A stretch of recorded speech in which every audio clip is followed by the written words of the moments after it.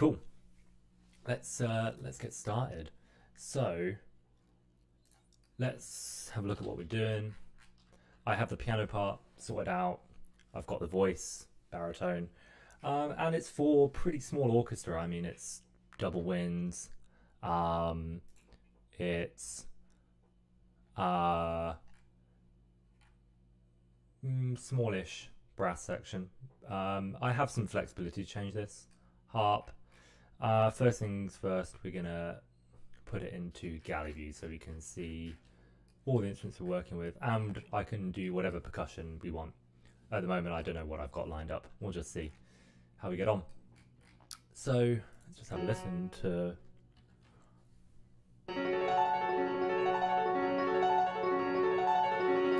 Yeah, so what's that? Is that 120? No, nowhere near, 93. So we've got this repeated. First things first, we're not going to do that on the harp. Some people would just chuck that on the harp and then call it done. I don't think this is a very harpistic figure. I mean, it is in groups of 4. You could do it, but when do you take the harp out? I mean, it just carries on and carries on.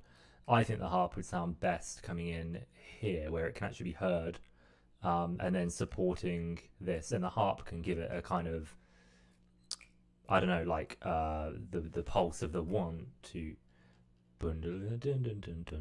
because we've got this kind of, this note, it's got this kind of 3 2 1 2 1 thing going on. So that's the first thing I reckon will, even if we change this later, let's for now just chuck in a something like this. This is also kind of Vaughan Williamsy to have just the harp do big. Actually, it's more Vaughan Williamsy to have the harp do something like this, but that's quite muddy. But what we could do is fill in the rest of the space. That's too wide a gap. You generally want about a 10th. I actually think this is very muddy, so I reckon we're going to go with octaves for now, and then we'll change it later. The harp pedaling he's doing, what are we in? I mean, it's written in E major, but we're really in F sharp minor, aren't we?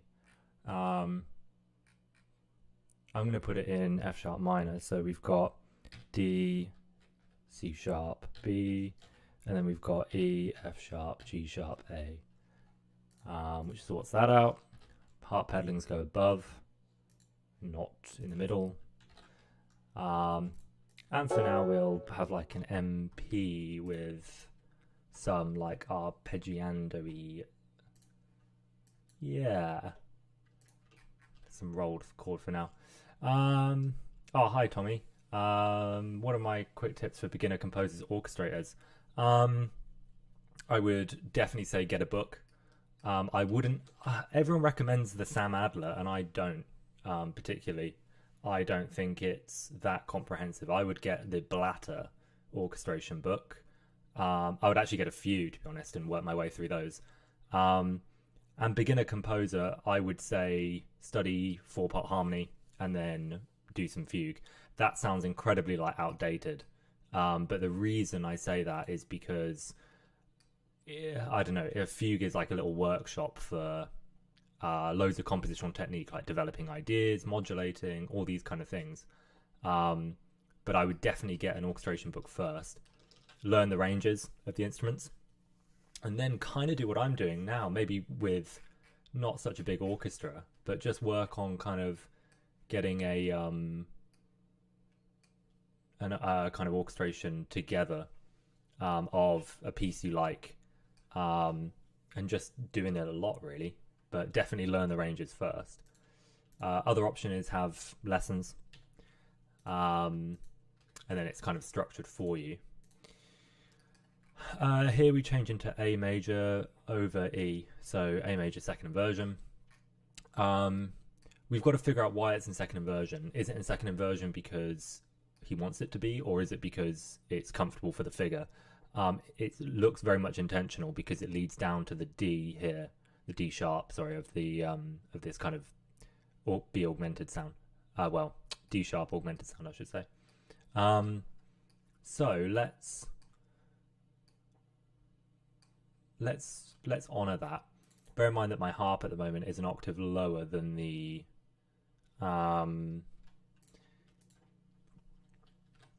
this. I'm going to change this harp part, but it's just nice to have something on the page, right? Rather than just staring blankly into thin air.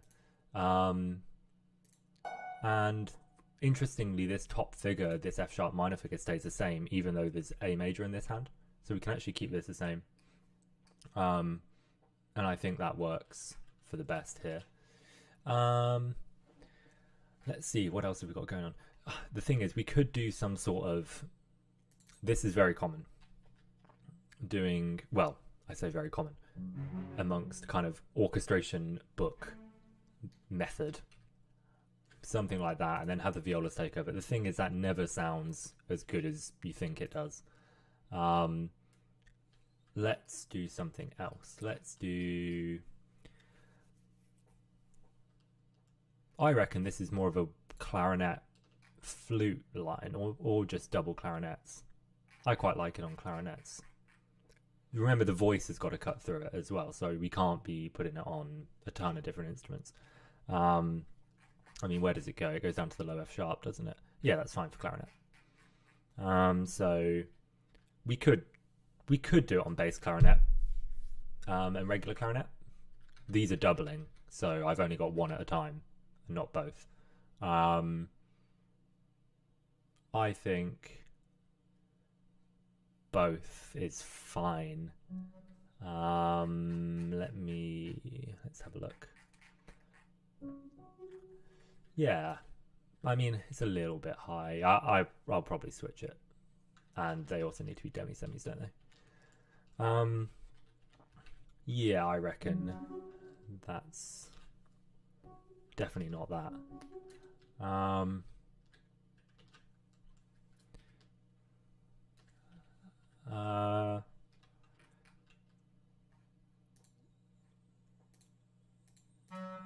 Yeah, I guess that's probably the best way of notating it. And then changing the grid. And then doing a double...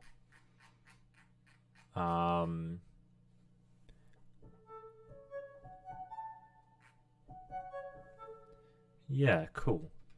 Viola Vaughan wants to know my location for using the harp.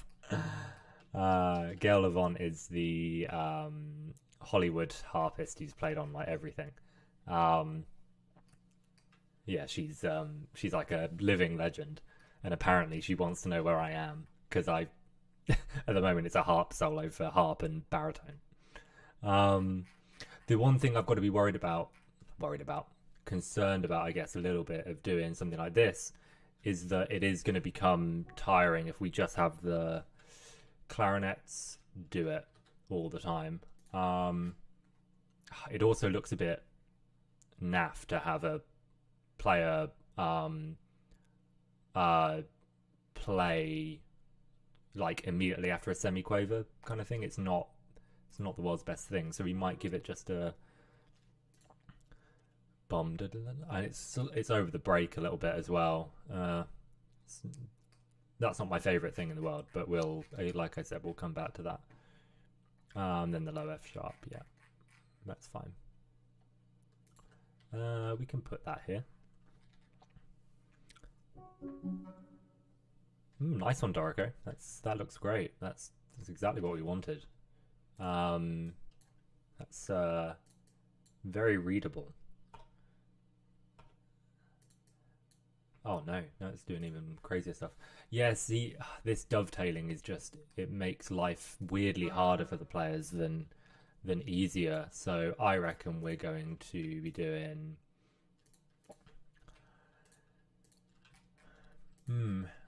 I'm not the world's biggest fan of this. Actually, having them come in on a beat, even if it's kind of breaks up the left right hand phrase, is usually better.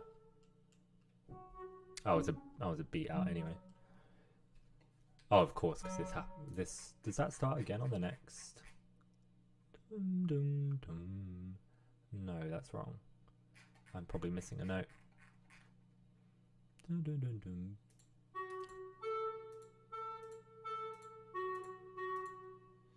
What is going on here? Ah, that comes in at the same time, so all of that needs to move like a single demi-semi-quaver to the right. How do I feel about that? We're going to find out how I feel about this in a moment.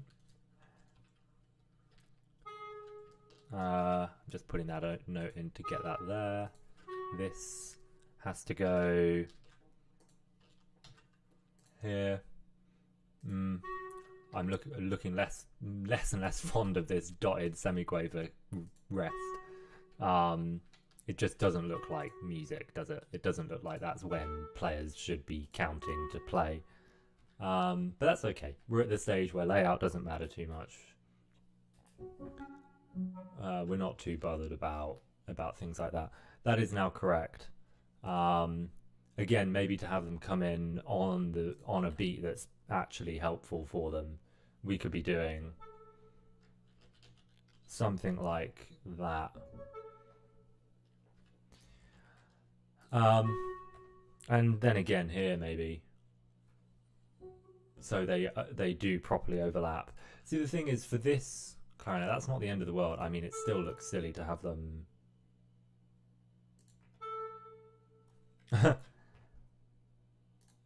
like that.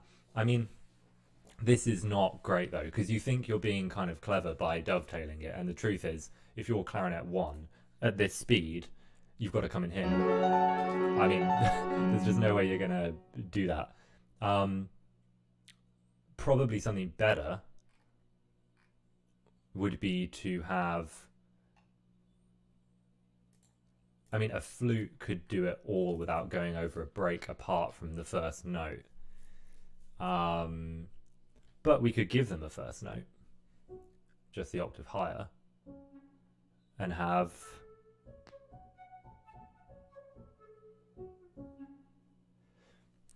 something like that.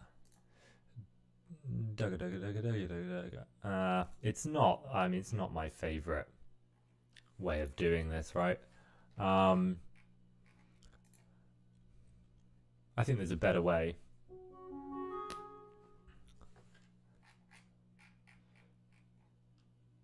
But this is looking better.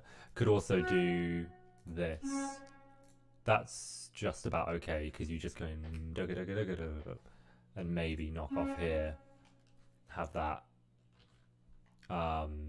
yeah, last into this, if I can sort that out. Not ideal. I'm going to leave that there for now. Again, the harp is a contender to do this pattern, but I don't want the harp doing it repeated, because it's very tiring, and the soonest they'd have to go is here, and then they're gonna have to play in the forte bit, because this is a nice big lush moment. So I don't want to wear out the harpist, and also it's a bit cliche.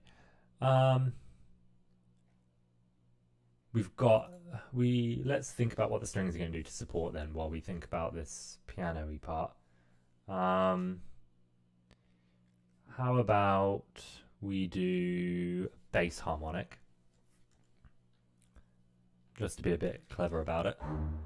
Let's do this one. So sounding on the D string, sounding 2 octaves higher. If you put your finger lightly over the F sharp, you will get like that. That's an F double sharp. That's silly. We don't want that. Like that. You'll get the F sharp 2 octaves above.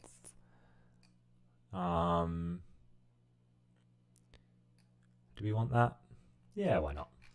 I mean, it's a very difficult one to get, because it's with the bass as the in first position. I mean, that's in first position. That's not a very friendly harmonic to get.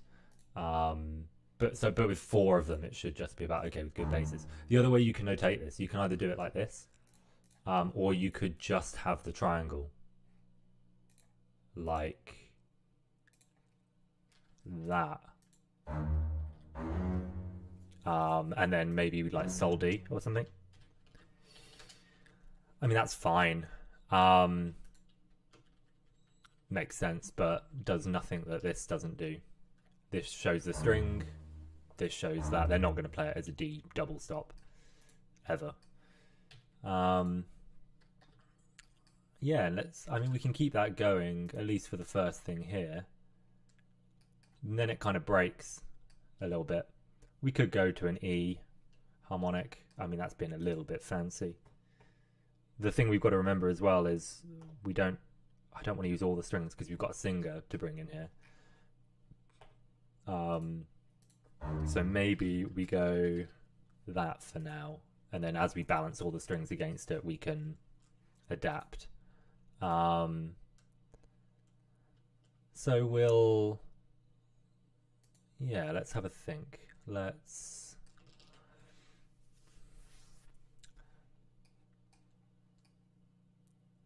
I mean, let's do this. I mean, changing from this harmonic onto a harmonic E. I mean, we could do the open E string and then do the harmonic, the octave above. So you're kind of switching from, or on the A string, this E here. We play the open A string. That comes out. That comes out as an E. Maybe a little bit weird. I mean, let's do it. You only have to change with your first to little finger.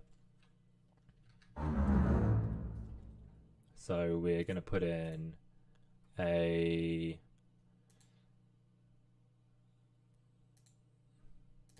Yeah, there. So it's effectively a touch 5, but on an open string, so it's sounding an octave and a fifth above. So this is 2 octaves. This is an octave. This is this E up here. So they're jumping about in pitch a bit, but it's more of an effect. I mean, we might take them out. But for now, it's just a kind of bed of sound. The thing is, I could actually keep the F sharp going because it's this F sharp here that this sounds. So sounding an octave lower, 2 up. This is sounding the F sharp above middle C, this harmonic is. Which is actually permanently in the orchestration. It doesn't happen here. We could probably get away with it though. It's in the harp. Yeah, we won't change them. We'll just keep this gluey F sharp all the way through. Gluey F sharp, and then I mean we can then change this. I mean, this is D sharp, not D natural. I mean, again, we still get F sharps, and we've even got F sharps here now. That's working. Then we don't. Then it breaks. But even here, actually, I might kind of want pits anyway. Pits actually would work better here because this is a big melody. Let me just play this bit for you.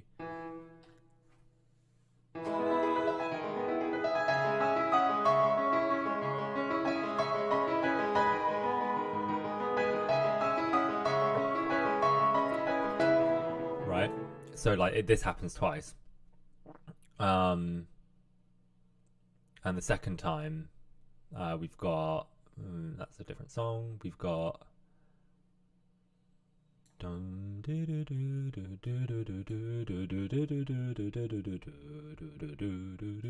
maybe it's not forte. It's only forte the first time. Right, that might force our hand. We might have to go. I don't want to. You don't want to. This is the second song in the cycle, so it's not ruining it too much if you go big to begin with. But we might do something different there. Let's see what we can get out of this. So we've got this thing going on. We've got basically, if you separate out the text, you've got bomb, ding, ding, bomb, ding, which the harp isn't helping with, but the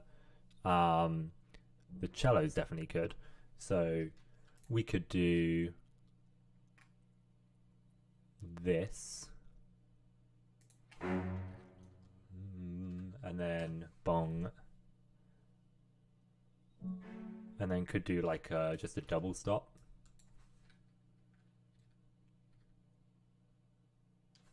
Like that. A, the open string, F sharp on the D string below. It's quite nice. Boom, bum. Again, notice the focus on beats 1 and 3, so we don't need one here. What I'm going to do is copy this over and take that one out. And then just to show it's a double stop, because although they're together, it doesn't necessarily mean it's definitely going to be a double stop. Let's put pits over this, and we definitely want P. We could divide even more. I don't know what else we're going to have in them. We're probably going to have consordini strings doing something textural. That's definitely going to be the case with the viola. I rarely divide the violas, but we're going to divide them. And I'm going to do them like this. Divide into two staves because they're going to do pretty different things. And we're going to have the F sharp and A above middle C. I'm looking where the vocal is. If it's baritone, it's sounding the octave lower. So we need to keep this area clear. Just the octave kind of C3 being middle C and C2, right? We need to keep those clear for the voice. Our double bass is sat on the harmonic just above middle C, so that's safe. The harp is sat. The only thing in that territory is this F sharp. In fact, if that's the case, let's get rid of it. And let's just arpeggiate this hand. I mean, they'll play them all arpeggiated together, but that's better. We could also think about changing the harp to G flat minor to make it more resonant than F sharp minor. Flat keys are more resonant than a harp. That's again something we can figure out when we actually dive into the harp. It's just there to have something there for now. So what Vaughan Williams is really doing with this, right, especially with the slur, he's creating a kind of texture. He's not saying necessarily this is the note, these are the notes that need to be played in this order. He's using the piano in the best way possible. But the thing is with strings, we can sustain notes, so we don't have to do this. We don't have to just copy out the piano part onto this. It's a texture.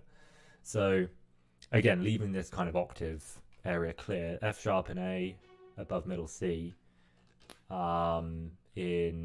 Let's have that. What's half of 9/8? 4.5, which I guess 4.5 quavers is that. It's a bit of a mess. 4.5 would be, I guess, that maybe, right? I could be completely wrong. Dotted, yeah, I am completely wrong. Oh yeah, because that's just a minim. So it's this. Yeah, great. So what we can do now is have these as a finger trem. That looks terrible. Is there no way that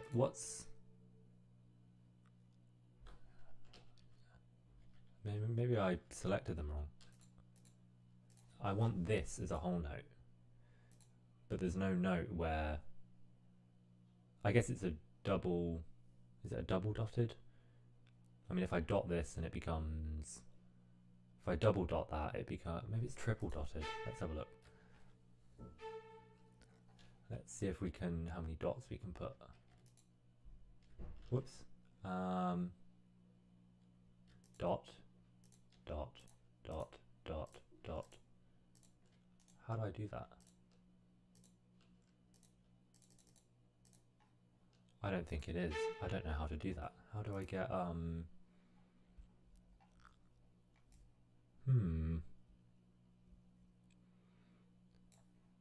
don't know how to do that in Dorico. Dorico, let me just have a look. Dorico double dot.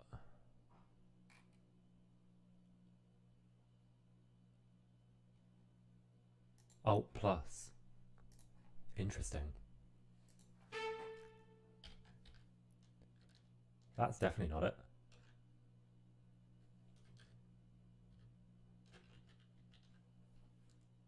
Alt plus.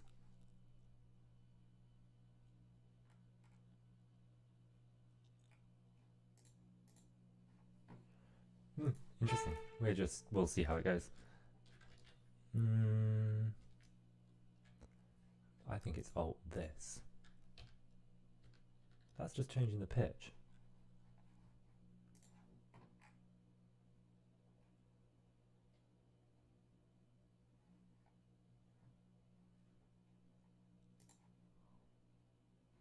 Right, I have no idea how to make that a double dot. Maybe we have to just change the orchestration idea.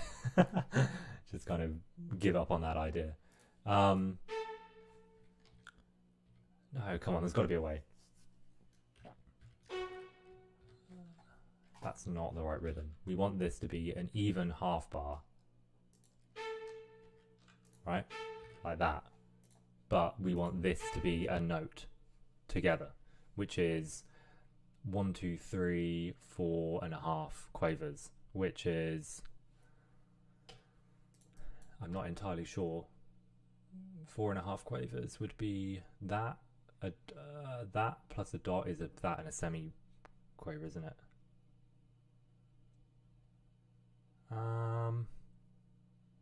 Nah, we'll leave that.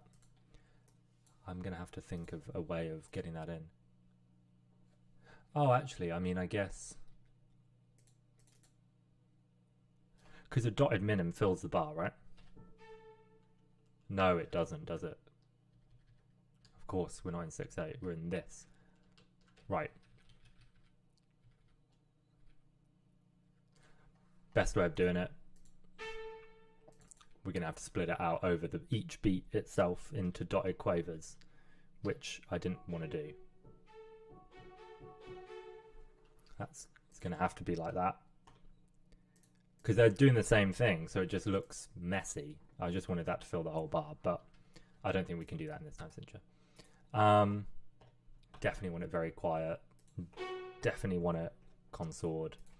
And then what we can use is we can use more trems for the accent on the bump bump. So by what I mean by that is, and we can get some kind of movement in here, at least in quavers. Not as weird as that. So we could get some movement.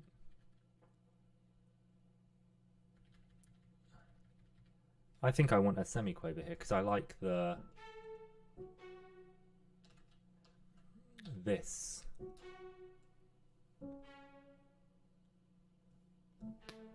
And then we don't need anything here because of the pits. Dum bum bum bum.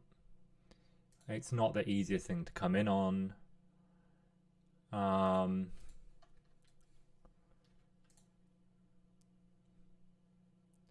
It's kind of like this cascading. This is the idea basically, but it's just working out the rhythm of what the best rhythm is for this, for that, because that repeated again is not the best version of it, of the thing it could be. We have to be more, what's the rhythm going to be of this? It can't be too fast. This is already quite fast. I reckon it's probably knocking that off. Having 1, 2, dum bum bum. Yeah, that's kind of working against the thing we've already set up. We need these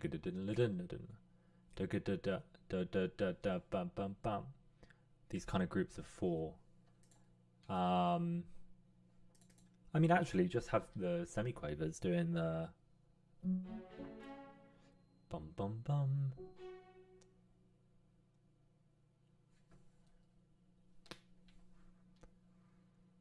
Yeah, actually, dum bum bum. Yeah, let's. This is a better. use of our time of the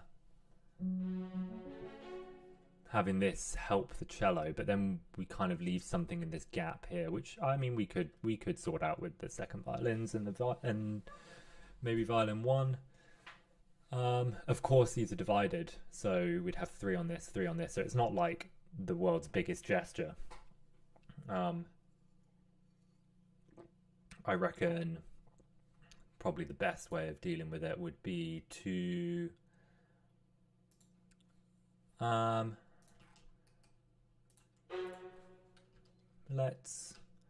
knocking it all back. This becomes not an option. You just see how like this, I mean, what is this quaver doing? You're just kind of, you're leaving it hanging really. It's kind of not coming in with anything. It's not supporting anything. This makes sense, but I think I prefer a rhythm of dum dum dum dum bum, and then get rid of these two. That's what I think. So now it's not, because we've kind of got this little bit of direction. Dum bum bum bum bum bum, and it's kind of helping the again this A pop out. Or even though it's an F sharp, right? I mean, we can't. I don't think we can do this every time. Bum bum bum bum bum bum. I mean, we could, and then make these quavers. Yeah, actually, I think that's probably, and just keep that rhythm going. I mean, it's not a very comfortable pattern, but there's only 3 people doing it, and it's just again for a bit of movement. So between all the strings, I should also mark these probably down to P if they're doing that. I mean, we'll sort dynamics later, but between all these, so we get this kind of texture.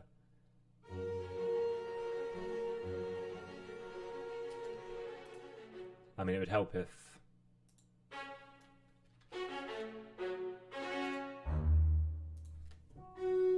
is that not playing the right note back?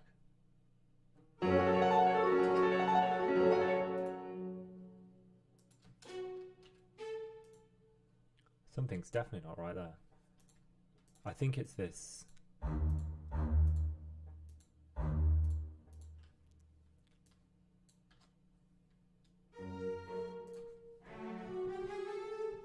It's playing back a B flat. Oh, horrible. Let's suppress the playback.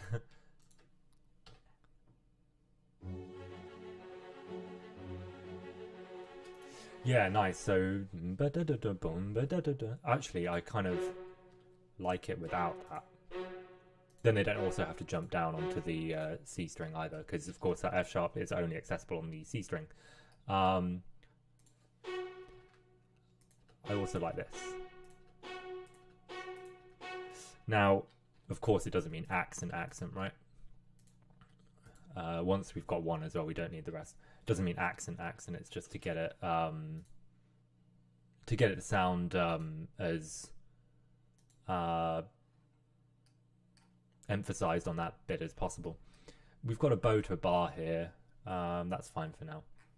Let's think about what our second violins and our violins ones can be doing. I don't think we need the firsts yet. I think they're going to come in on this in bar 5, or maybe just a bit before. I reckon we have some sort of div thing going on that's the same. So yeah, I reckon we have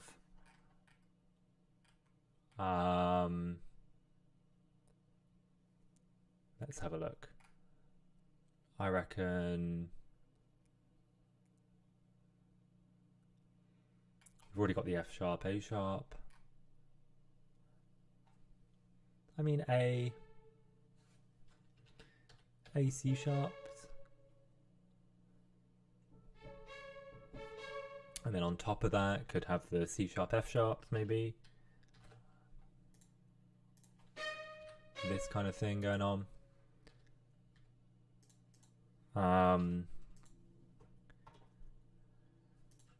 Possibility. It completes the chord with the violas. We get that locked in together. It doesn't really relate to the other material, which is a bit of a shame. I mean, it would have been nice maybe to have the violas come up on this F sharp and then it's taken over by the second violins or something. But the thing is, this does create a decent bed for them to kind of play.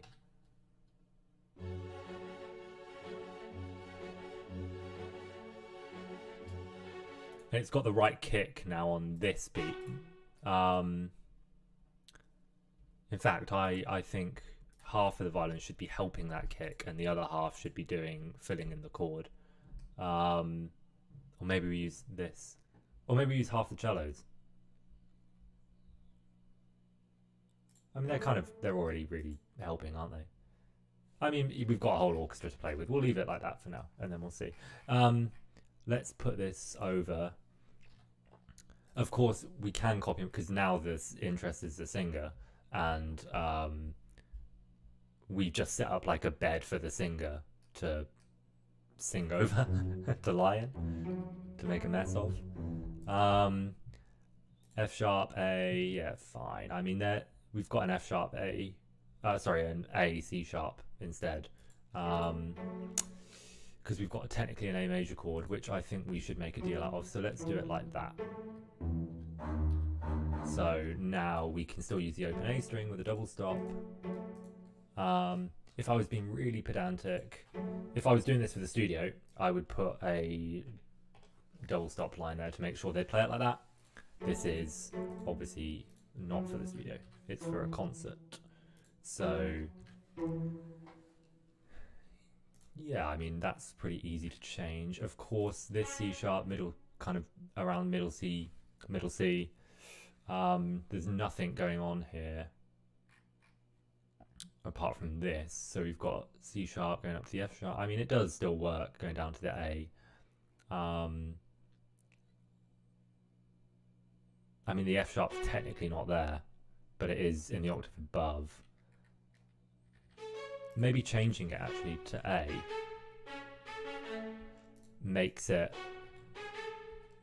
top A pop out. I think it'll sound a bit maybe naff. And then on the top we still have an F sharp minor chord here, but in the left hand we've got this nice second inversion, but I think it's not really that. It's just so the bass line can move down to D sharp here. So I'm not going to make too much of a deal out of it. I think that stays. Like I said, I've got the F sharp. That's middle C, F sharp. So we've got that playing the same F sharp as this viola in the trem there. And actually it would have been the same as F sharp as that we were accenting here. You know what? I think we're going to do that. The beauty awake in the morn from... but then the A's in the melody up here and the octave lower. Yeah, we're going to do that.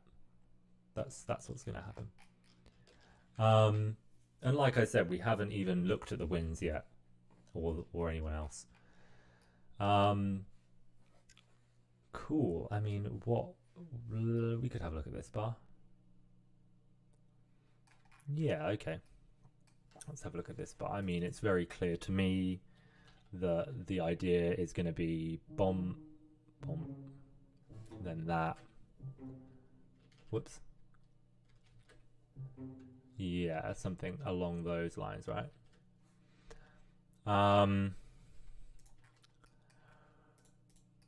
Maybe supported by the basses. I think that maybe the basses, it would be more powerful if they came on the E, D sharp, and then on the dum bum bum bum. So let's do that. I mean, that makes a lot of sense to me. E, D sharp, C sharp, and then they will work out what that melody is going to do. And have those in octaves here. Could put this little blip in there. Of course, pits, tutti, because we had one desk only at the beginning. And we'll probably be having some sort of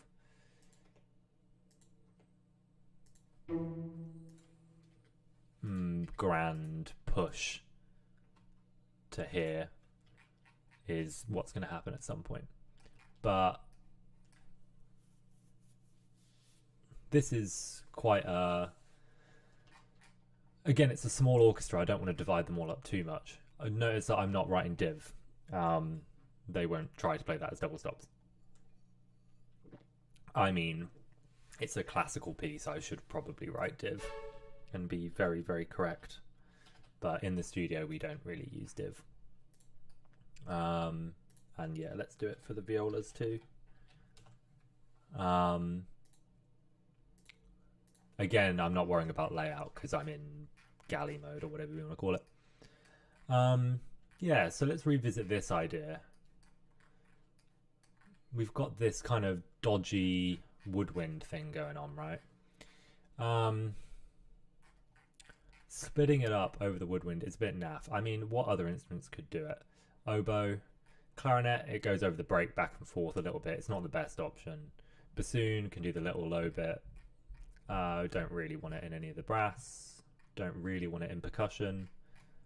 Like I was saying, I don't really want it in harp. It's a tiring figure. They've got to play it relatively loud. I mean, all of this is actually Poco F, and I've kind of gone very low. So I think we need some sort of brassy entry. Let's get rid of this for now. That's not a good idea. And we need some sort of maybe just a push on the first.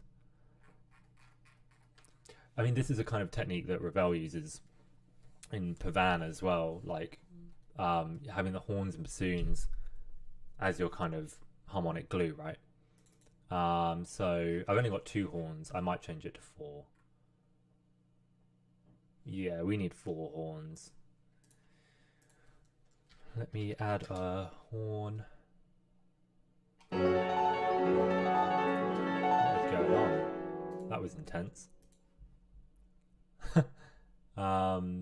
Empty-handed player can go home. They are not needed. Horn.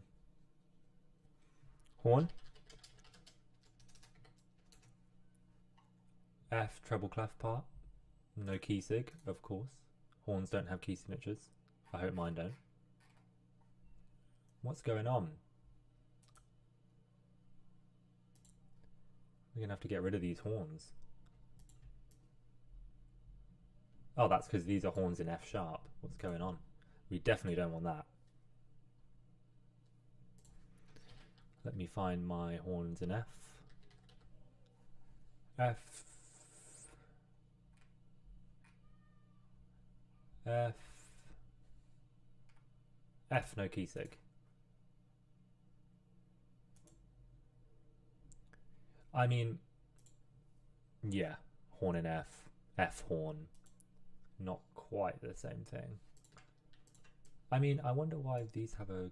I wonder whether these won't have a key signature then. Interesting. I wonder whether I can change that here. No, probably not. Let's change it the proper way that Dorico wants me to do it. I'm going to do horn in F with no key sig.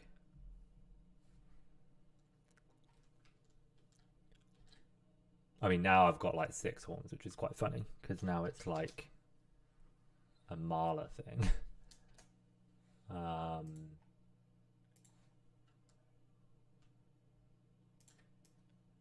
Let's go here.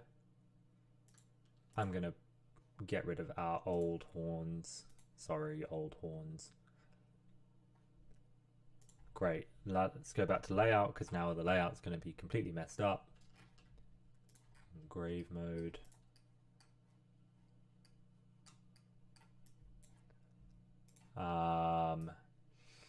Yeah, we don't want them to condense like that, do we? We want, of course, horns 1 and 2 to condense together. There is a practice sometimes of scores of horns 3 and 4 being together and sorry, 1 and 3 being together and 2 and 4 because history, right? But like that is not generally not good brass writing, horn writing specifically. Horns, sure, they do often play like that, but the pair of horns is 1 and 2 and 3 and 4. Those are the horn pairs, not 3 and 4 and stuff. They're not. I mean, it's a long thing. In fact, we're going to do some horns now anyway, so maybe I can even get into it. So let's do. Let's look at what pitch we want. The thing is, they're going to come out by the time the vocal. I only want them in for this bar, just a kind of initial burst of brass stuff, and then they dip out. So what are we going to do? What are we going to do? We are going to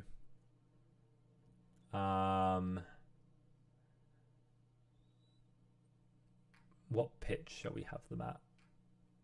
I mean, they work best around middle C, which is kind of the gap that we've created, and then that area, that octave that we'll create, will then take out for the singer, is what I reckon.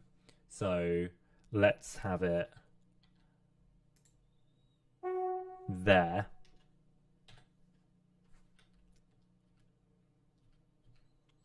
And they'll probably come out-ish here, maybe? Let beauty awake. That comes out here.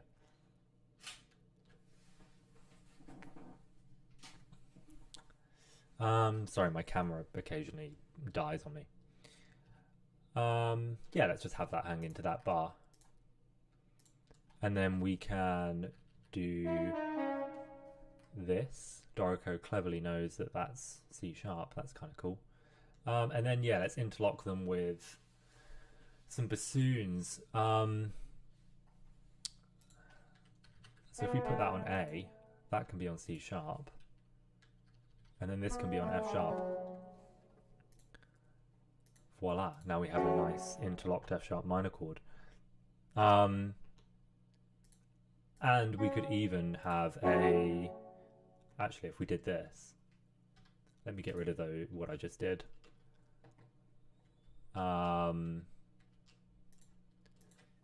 We could even do something like this.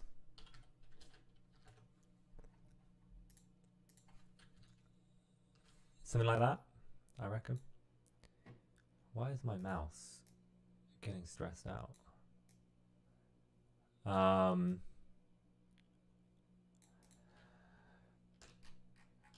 I mean, we could change this in a moment, but this is the kind of the pad thing. So just to kind of talk you through what's going on here.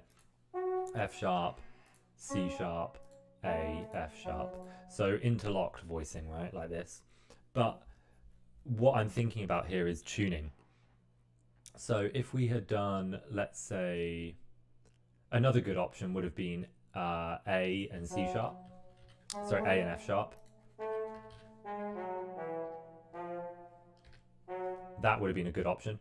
Horns tuning and octaves together, great, easy. A third in bassoons.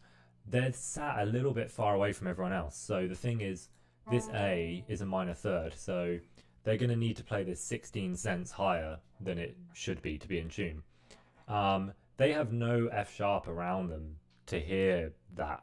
I mean, sure, there's a horn, and they're used to locking in with horns, but that's a little bit harsh on second bassoon. Second bassoon has the hardest job of the woodwind section. They're the bottom of the chord most of the time, and everyone tunes to them. Giving them the third is a bit cruel. I mean, not massively good players, of course, but if you want it right first time, then you give them an F sharp instead, the root note. Now they have a root note and a fifth. Super easy to tune, very solid. And then, now horn 2 has the third. Again, still kind of difficult, but horn 1 has the root. So it's much easier to tune a sixth below when you're doing that. And notice, again, my rant on horns comes back. I'm not putting this on horn 1 and 3, right? Because, like, that's not how horns work. They work in pairs. 1 and 2 is a pair, and 3 and 4 is a pair. 5 and 6 would be a pair. So when you have stuff like this, it's often better just to keep them as a pair. But I'm always thinking of the third and how easy it is to tune and stuff. But this is a nice they're very used to playing stuff like that, right? I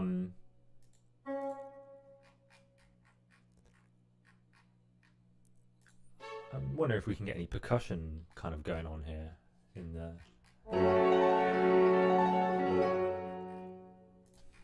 Yeah, we're gonna need some sort of flute thing going on, and maybe oboe.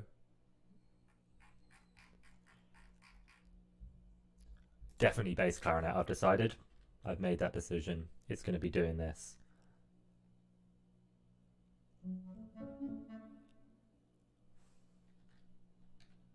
I'm changing the figure. I'm not having it go up in fifths. Well, it can do that, but this dugga dugga dut, dugga dugga dut that's going to be its thing. A bit like when you see the wind instruments in the Rite of Spring, and they're kind of all doing their own interlocking dugga dugga dut in the bass clarinet. I mean, I'm just thinking a major ninth up. You'll be playing an E. Sorry, a G sharp above the stave. I mean, actually, that is literally G sharp, B, D sharp. It's a bit risky. It's a little bit over the break. Yeah, that's a good point, actually. I don't like that. Okay, then we just make it this.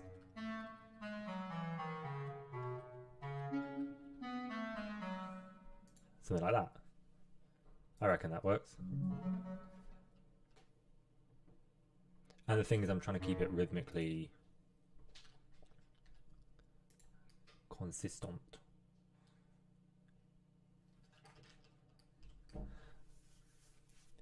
Yeah, so if I keep this, yeah, I mean, if you keep that kind of rhythmically consistent, then it's going to stay very playable, right?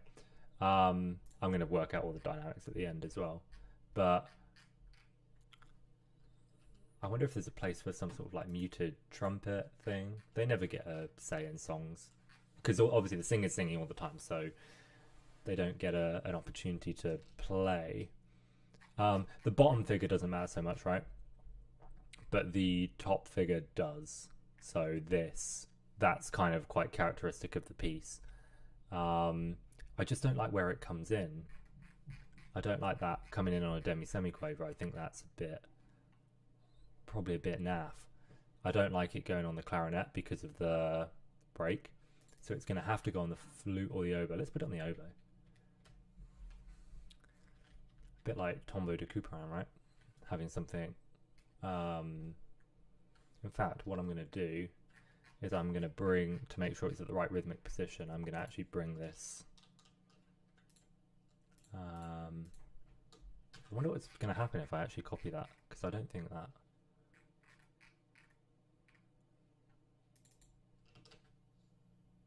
Oh, it actually worked. Nice. Yeah, I don't like where that is.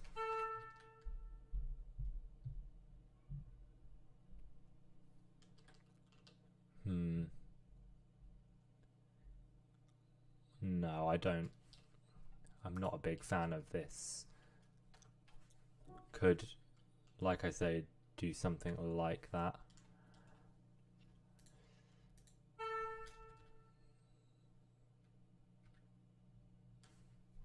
But then you don't really get a breathe. I mean, oboes can circular breathe, unless I pass it between them. But again, it's something I don't really like the thought of. I mean, there might be a tiny little gap in between them. That's why. If you do something like this.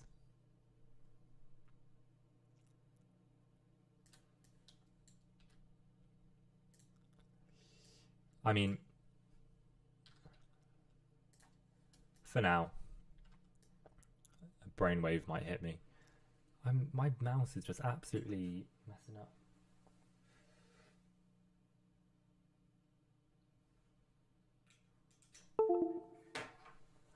Maybe it's I was using too many USB ports or something. I don't think it is, actually. Just check my stream's health thing. Yeah, cool. That seems to be better. Yeah, I reckon something like it's kind of low for them to play. It's a little bit awkward. It's da da da da da da. Going down as well is not. It's a bit clunky. I'm not a fan of this idea. I'm going on record to say. I also don't know. I mean, what dynamic should it be, right? I mean, but these are all working together now in some way. Oh, we totally don't have anything doing the downward. Dugga da. I mean, that's kind of a job for the clarinet, maybe.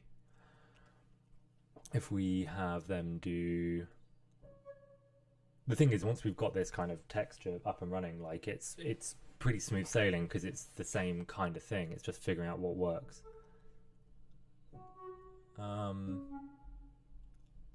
Straight over the break, but it's just going down. Oh, sorry. I mean, yeah, it's not. You're not going to win any prizes for clarinet writing doing that.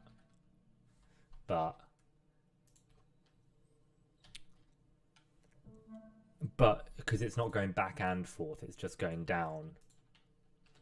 It's not the end of the world. And then where's the next one? It was here, wasn't it? And then here, I believe. Yeah.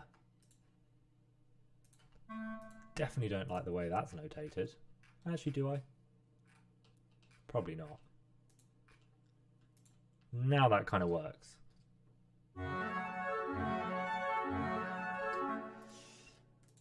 It's kind of clumsy though.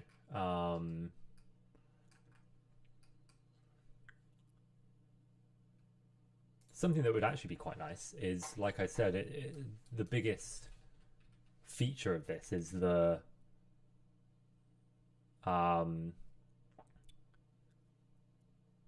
is kind of this F sharp to A sharp thing. If I make that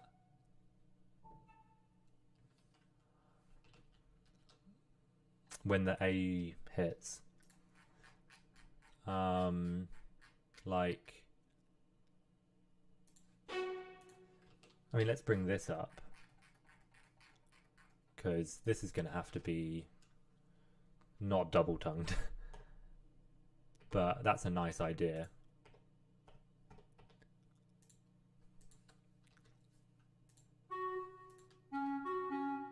And then maybe we can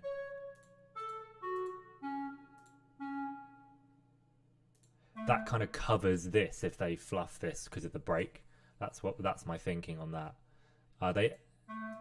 Then we kind of get this doubled note here. It kind of locks in with everyone. Easy to play rhythmically.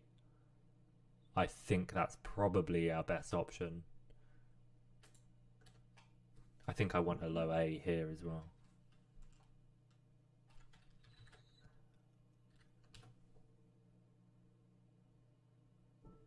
Maybe like that.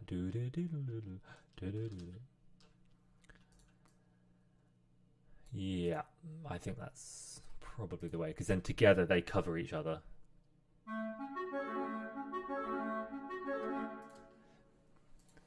Yeah, this is still not a good figure for clarinet, to be honest. I mean, flute, it's okay. Obviously not down to the low A, but we could get away with it. But let's put this thing on flute that I wanted to do. Was that what I wanted to do?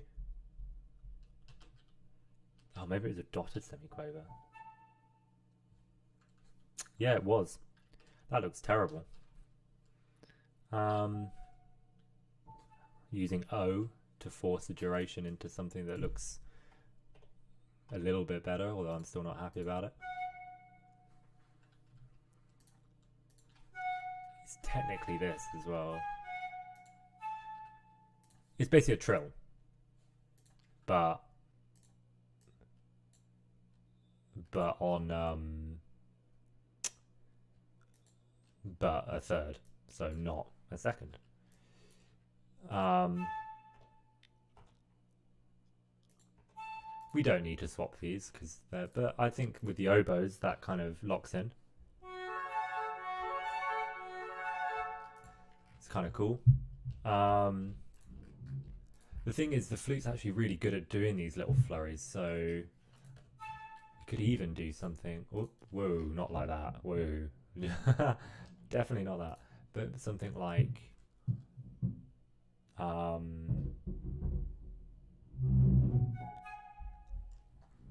something like that as well across here. That's just to give it even more movement. I mean, that's kind of right as springy now, giving the winds these kind of crazy little things. But then between all these winds, these should create the texture we needed. I'm still a bit concerned actually with this this bass clarinet being the only one helping that. So we're going to put a flute doing in demi-semis.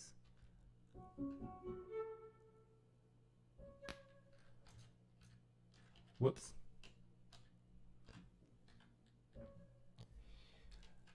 We could also put it in the clarinet here and just shift this over. But I like this being over the... I like this being...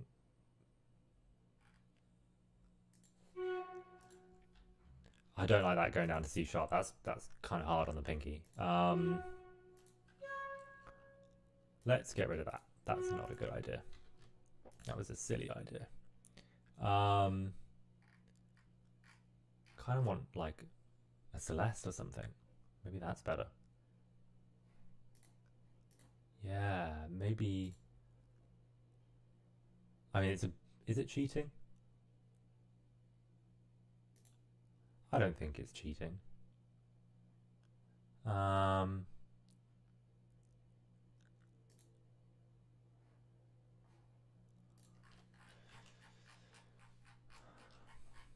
well. We'll see. We'll see. I mean, I've also got some percussion to factor in here. I mean, what percussion should I use? I don't know. I'm thinking maybe. I mean, I do have the strings left that could do that.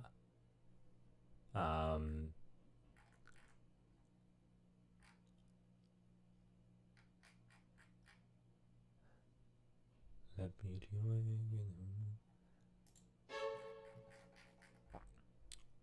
or the harp. You know what? I think the harp is actually going to have to do something remotely interesting. That's a shame.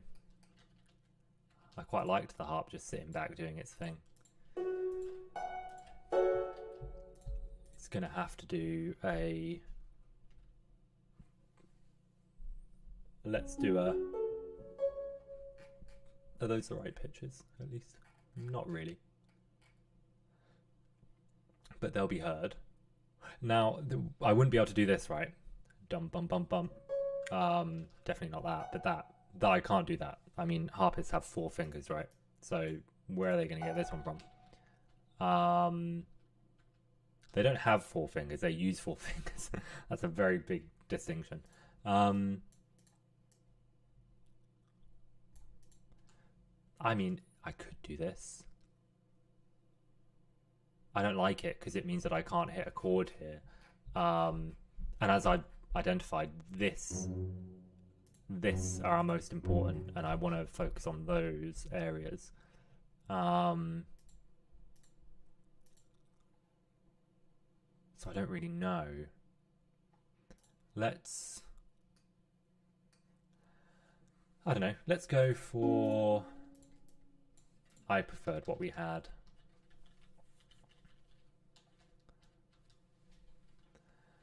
I'm sorry. I'm going to go back. I prefer it.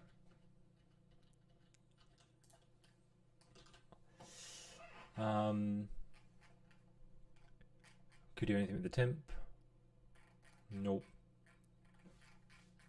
I'm not hearing a certain thing in my head. I mean, I don't like the oboes really doing this. The thing is, the flutes could do this and the oboes could switch. Not a bad shout. Like that. Right?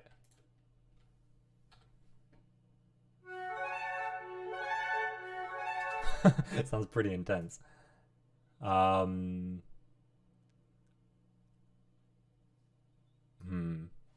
Questionable. We're gonna have to use the second clarinet or the bassoon or the oboe now.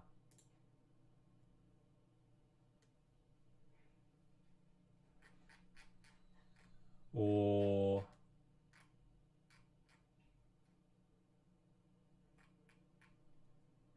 because we've got enough here really, because the viola, right, but we've not got anything happening.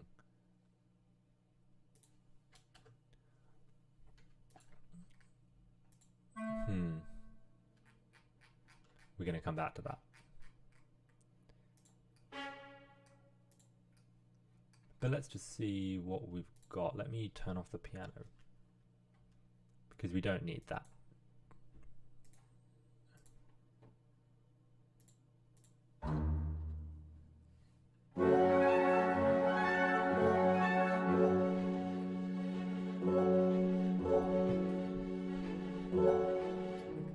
Yeah, that's nice. I like that bit. I don't even like this. Maybe that's the issue.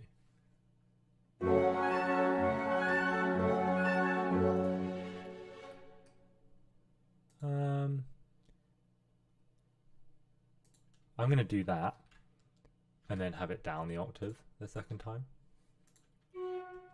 That's going to be my solution for now,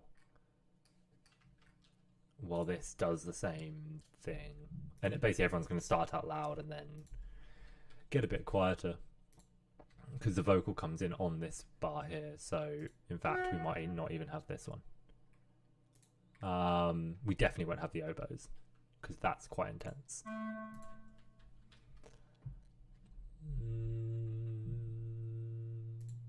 I'm going to put it there for now, but like I said, we're going to have a little experiment with what's going on.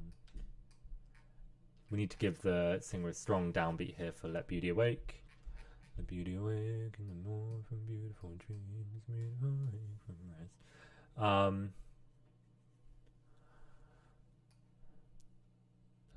Now in Vaughan Williams' orchestration of this, which I don't know that well, he has all the strings coming on this, and I remember seeing it with the who is it? The English chamber orchestra. It just sounded very mushy, I guess. So I am gonna do instead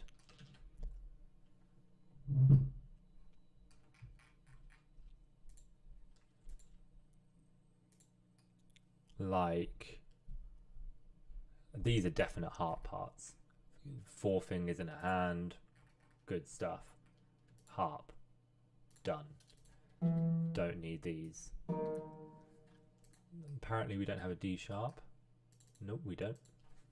I should have done it to the key signature. There we go. Lovely. That's looks like harp writing. Again, could be tricked into putting a chord or something here. Not possible. 4 fingers, chord. So we either do something in the left hand here, or we take a note out and make it into a 4-hand figure another way. So by that I mean make that into a semiquaver, put this in the staff below and make that into a 4-hand figure just about. I mean, D up to G is pushing it, but that's fine for now. We also don't need slurs in harp parts. I mean, it's a legato instrument anyway. they don't play that differently. Sometimes it gets confused with placement marks as well. We're going to bring this off here. Give them enough time to get to their bows, although they should be in their hand, just in case. I like this.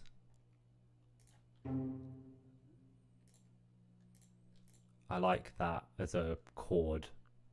So this is like a D sharp augmented. Yeah.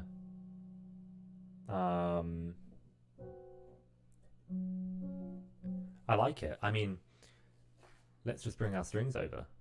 We've already set up something that's working. Let's bring it on. So what are the differences? So we've gone from like an F sharp minor chord, and now we've got this kind of sound. Great. I mean, makes a lot of sense. We can just,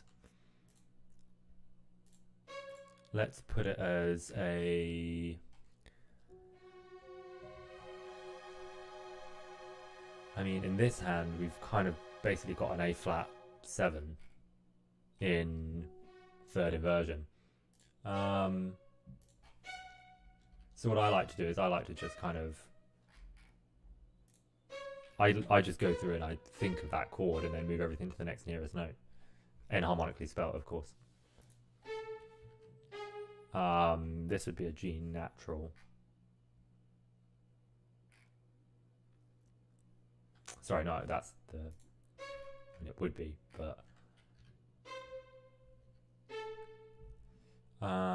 and what did I say? It was A sharp, B sharp, D sharp, G sharp, B sharp, I guess it would be, if you want to be fancy.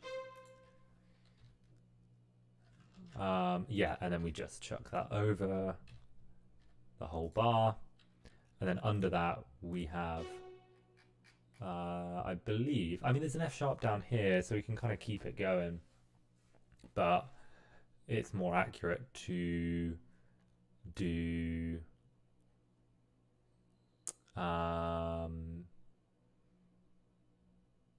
guess what's more accurate? What is more accurate? I mean, we've got this. The A flat sound. I kind of want it to go between D sharp and F sharp, which are the enharmonically spelt flat 7 and the, sorry, 5th and flat 7. What did I say? D sharp and F sharp, yeah. You can stay on the same string. I'm not putting any sol whatever markings. It's a small ensemble. They'll do something sensible. And then, yeah, this bit. So the chord kind of changes because we get this, and it kind of hits this kind of C sharp minor on the way down. This is all C sharp minor. Oh, I didn't even see that. Let's resolve everything properly then. So D sharps, B sharps resolve into C sharps. D sharps resolve into E's. G sharps can stay the same. E's can resolve into G sharps. And then we've got an A major 7. Now I'm looking at the top note here. So we've had F sharp. Do we want, it doesn't really matter where it goes. I mean, technically this is all G sharp.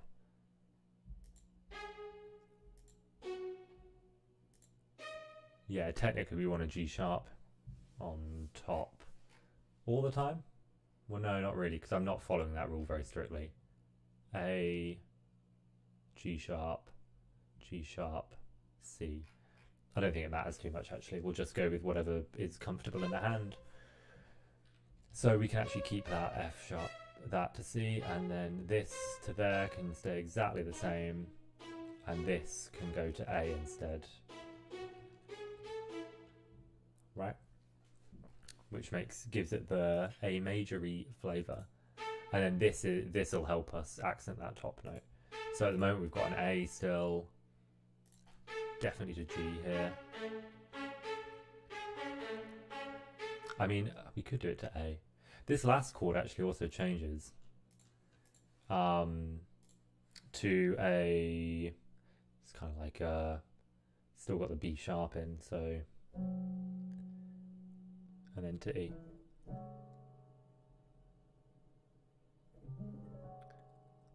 Interesting. Sorry, I'm playing it wrong. That's it. Yeah. I don't know. I don't know what to do with that. It's an F sharp over kind of C. Let's call it that. I mean, this technically has to stop then. The fun has come to an end. This is the end of the road for our beauty away from rest. Can we? I mean, we could be cheeky and we could do something like that, right? I mean, that makes sense. I mean, maybe not bowed, but maybe this. I still want to keep this kind of this pattern going on, though. I mean, we've got E and G sharp here. We're going to have to change that to an... It doesn't... What are two notes that are common between all of them? A is the only note that is.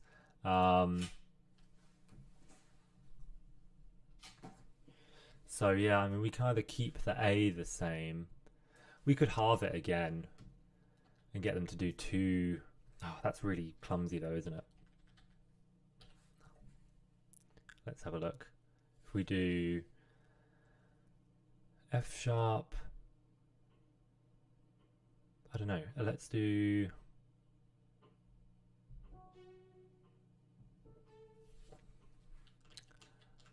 oh wait, it would be a dotted semi-quaver of doing F sharp to A.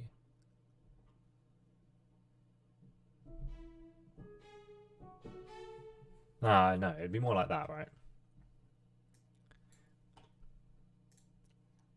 I mean, it's just so fast. Dum, dum, dum. It's just not worth getting all those notes in.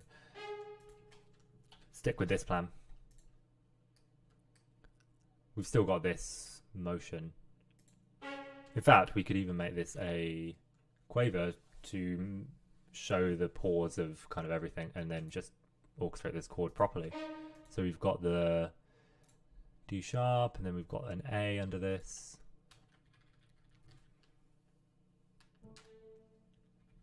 What have we got here?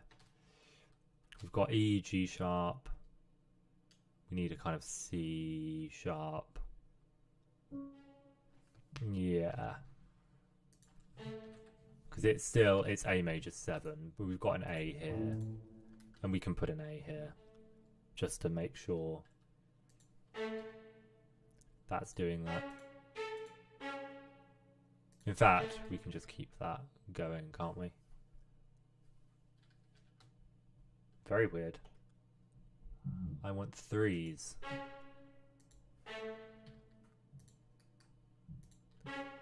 3, not 2s. And then we can keep these like that. C sharp A.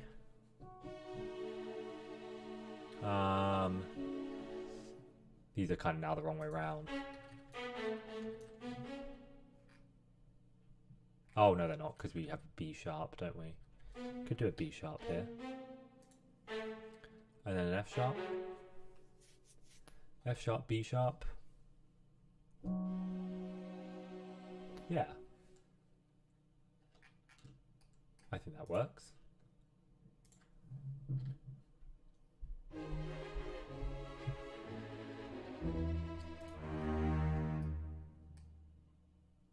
Yeah, and then we kind of want the first violins to come in here.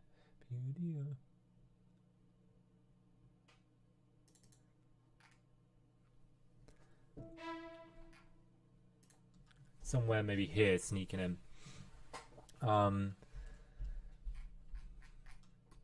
This is the cadence really, so we want that to be done properly. That should be an E, but with an F sharp over the top, which is correcto. And then we want this to be dum bum bum bum. B sharp. We can get a B sharp in here, can't we? I mean, there's B naturals here. We need C sharp, so we can't make that C flat. Can we make that a C natural? No, because we have C sharp here. We could change the pedal for this and then change it back. The problem is if we change it here to a B sharp or put it in the original pedal diagram, by the time we get here, that's so close together that it would get a horrible clunk pedal change sound because it's too close. Can't make it a C because we've had a C sharp here, so cannot do this. Sorry, that, because changing the pedal from C to C sharp would result in a clunk there, and because it would still be ringing while that happens, so we don't want that. Other option is we can just get rid of it. We can just cheat, but actually I do want this chord in this hand, and we can just do an F sharp minor, can't we? We don't need that there. What we can do instead is have the bass do it, and then voila, solves all our problems. Very clearly showing them to come off on this or mute it though, because we do not want an A ringing onto that B sharp. I could put an F sharp, which would work, but again, remember, if I put an F sharp, that creates a 5-fingered phrase. I mean, it's within the thing. If it was a G sharp, I'd feel better because their finger then would already be placed, but this gives them a little bit of time to get their hand in position for this run, and they've got time while they're doing that to, their hands roughly in the same shape anyway from this chord. The chord before that though, this is great. This is very Vaughan Williamsy actually, to do that, to have these kind of rolled harp chords on this. What chord is this again? D sharp, G sharp. Oh yeah, D sharp augmented. Yeah, to have something like, I'm just figuring out the best voicing. So we want a 4-note voicing around the same place as this F sharp was. So D sharp, B sharp, F sharp. Did we get an F sharp actually? Yeah, we do. Yeah, that's best. And then we can go down for a C sharp minor, right?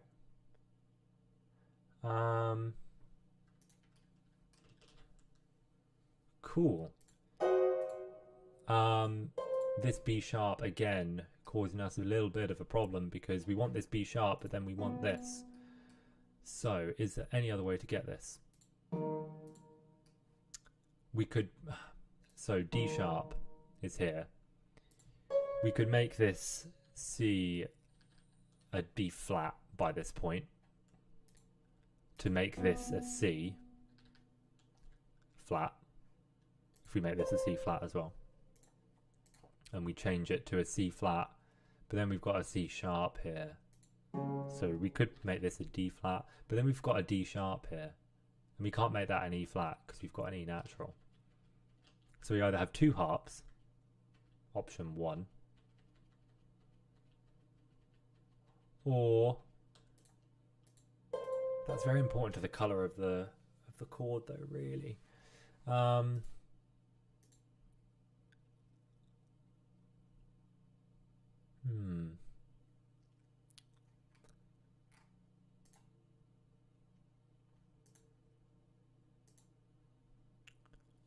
Yeah, I reckon we'll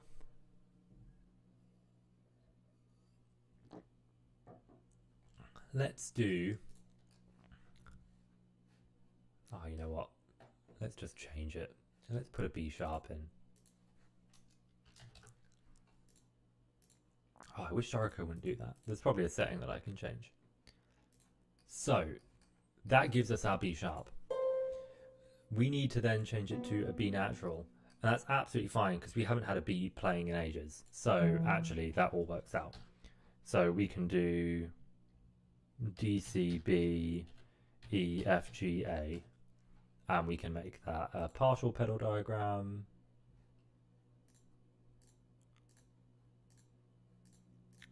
Why is it not letting me do that? I want it to be a note names. Partial. So it just has the B sharp. And yeah, in the middle of the save is good. Below is probably better here as it takes up less space, but it's fine. And they would change this on the beat here. Usually they want it on the pedal or as close as possible, but on the beat here is absolutely fine. Yeah, so that gives us our treasured B sharp here. Big rolled chords. And then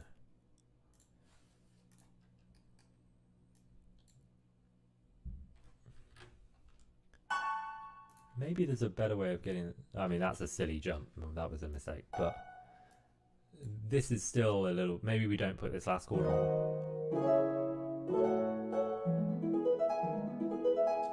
It's a little bit, you know what, it's fine.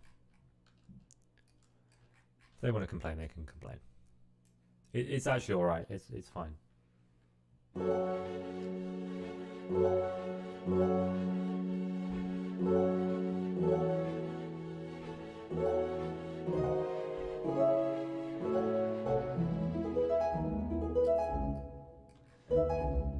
Yeah, so we need a nice.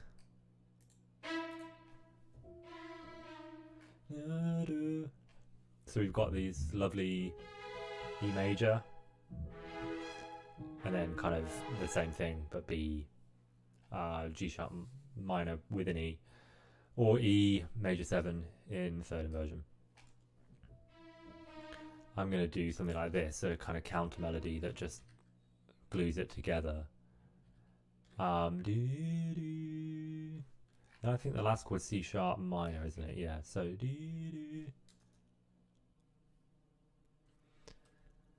the thing is, we could play the melody with this, as Vaughan Williams does. We know that's what he wants in his orchestration. We know he does this. Whether I'm happy about that is a different thing. It does become a little bit of a fight for the singer. But, you know, singers are loud, so we can't do that. That's verboten. We can't put that as a cool melodic suspension-y thing and then just ruin it by making it sound like a wrong note. What can we do instead? We've got these flowing.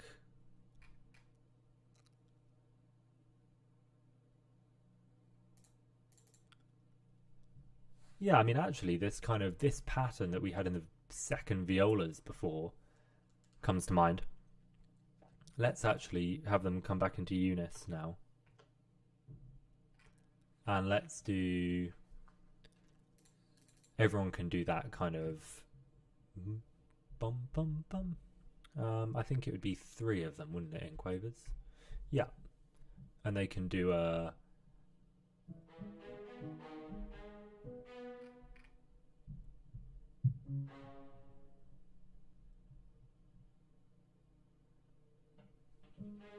We might change those last 2 notes depending on what's going on. But it's just to give it the same movement that this has, right? Whereas this can now change into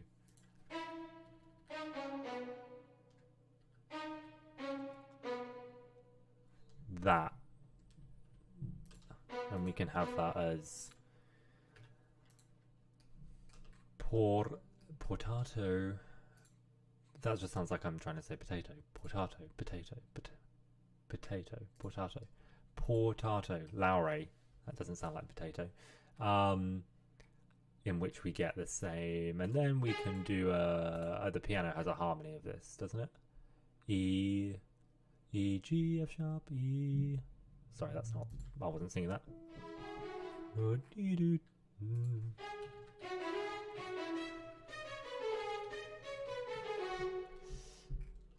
And we could do that. I mean, you can see I'm not thrilled about the idea.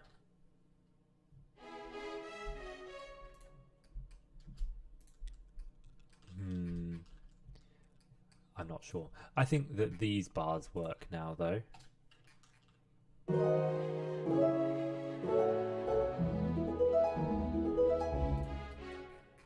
And maybe we could be a bit more adventurous with strings.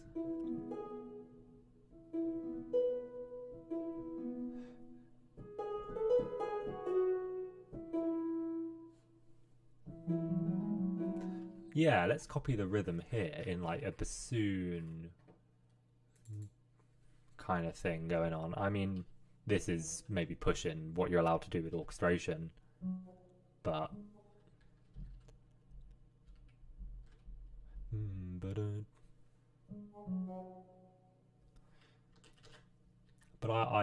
I think this is quite nice. Do do do do. Because it has some sense of direction to it, right? It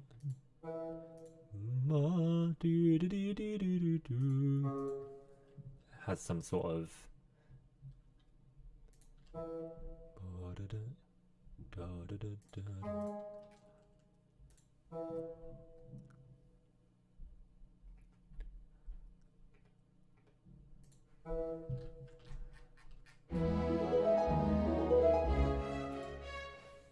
and while the singer's not doing anything, it's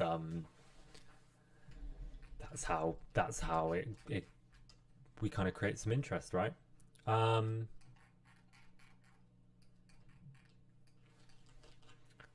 Cool, let's have a look more. What is everyone else doing then?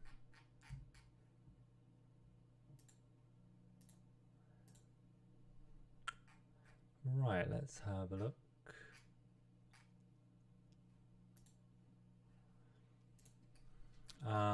What's everyone else doing?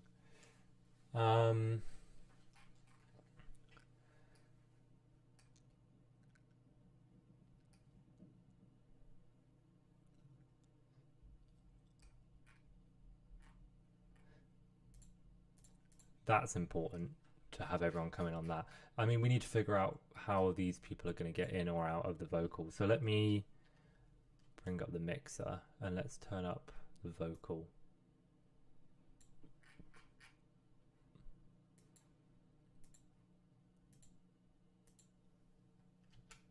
Oh, is that in the piano?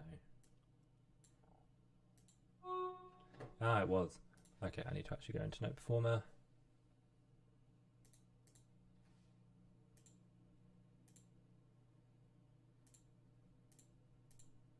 Come on, Note Performer, you can do it. Yeah, so then we can turn the piano. I mean,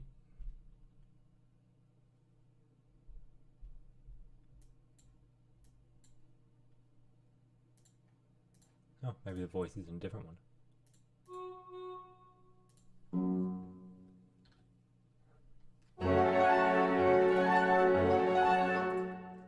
No. Actually, a better thing to do, once I've orchestrated it, suppress playback. The posh way of saying mute. Oh, apparently I did that to everything.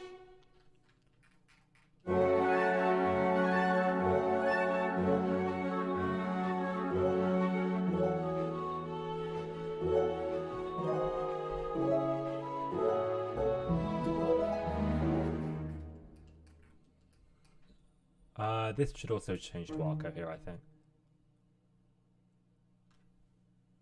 Bum bum doo doo doo. And I'll sort bowings and stuff later and make sure that's all okay. Bum bum bum bum bum. Yeah, the harp. Unfortunately, this chord didn't sound as Probably because it's an A major chord and I put an F sharp minor one. I mean, what's the best voicing from the last C sharp minor? Probably going like that and leaving the G sharp to the singer. We want to make sure the G sharp is audible for them.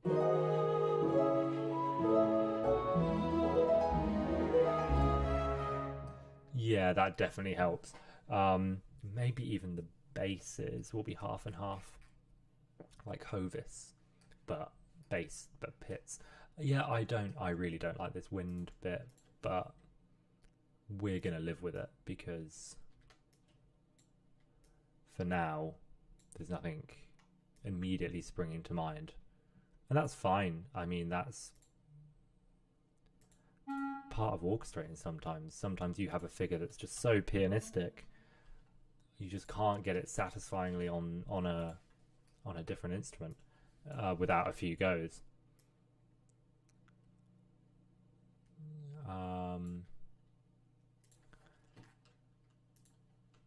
I'm definitely going to knock all of these up a dynamic, and we're going to chuck a diminuendo throughout all of them.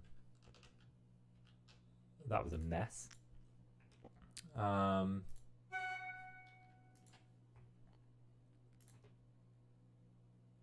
Why does it do that?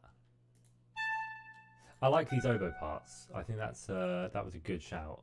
They're working. The things that aren't working is maybe it's just, I don't like that they're all locked in doing their same thing. They should be sharing. Maybe the clarinet should share material or something. It just seems a bit robotic to have them do that.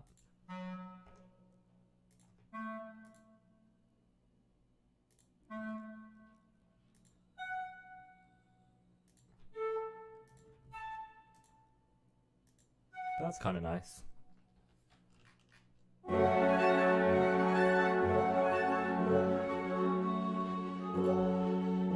And then we can kind of keep the bubbling with clarinets or something.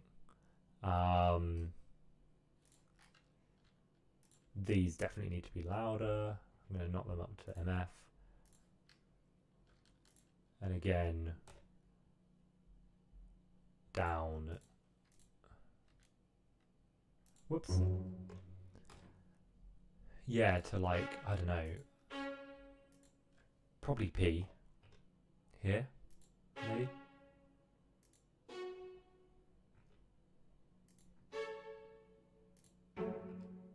I mean, to be fair, it's kind of arbitrary at the moment because I generally do dynamics at the end. That is very annoying that it does that. You have to press enter, diminuendo, and then spacebar to where you want, but with a tied note, it just absolutely freaks out. And then to find a P at this location, I have to put the caret there. The caret as in C-A-R-A-T.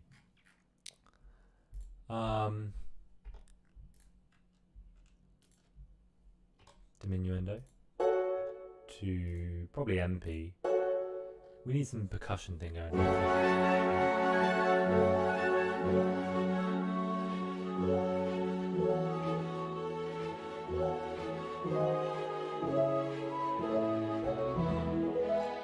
This is not helping us get this feel of 3. Actually, it's more of a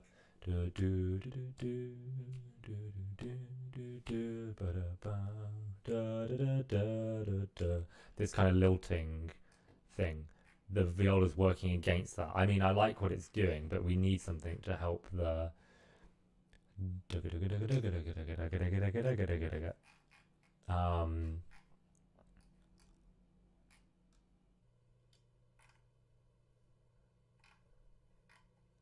I wonder if there is a percussion thing that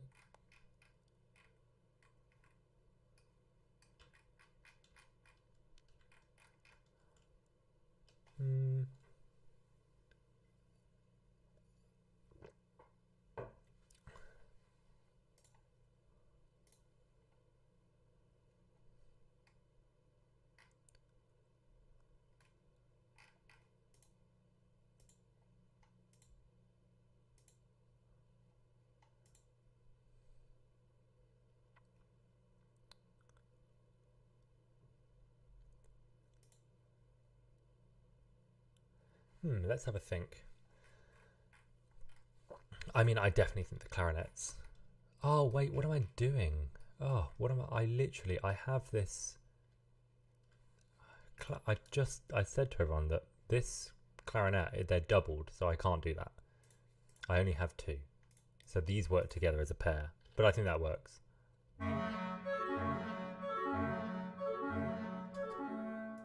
I mean, that's very fast.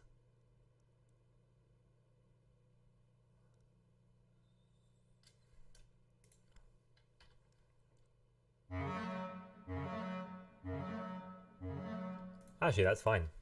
And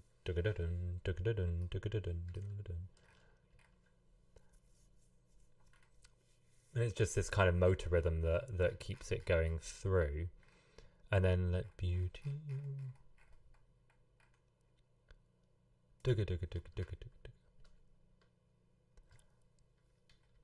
And then we want some sort of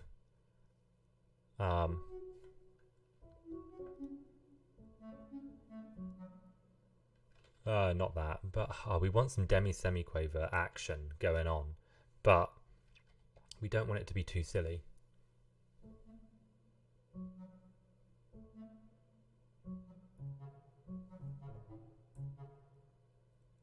I mean, that's pretty silly. I mean, that's like poor bass clarinetist, right? I mean, it's just got to be a smooth. The thing is, scales are just far easier than this. So I reckon we go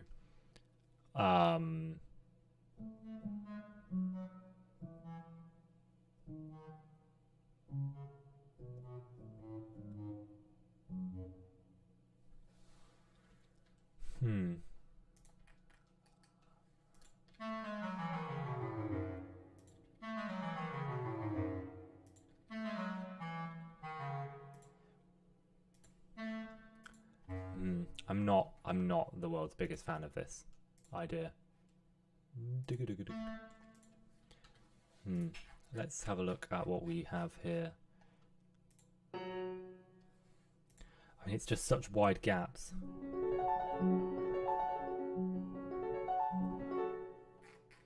Straight over the break as well for a clarinet. Well, at the top you kind of end up on the break on a B.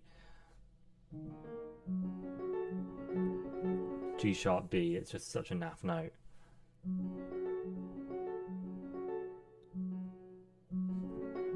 But actually that's not.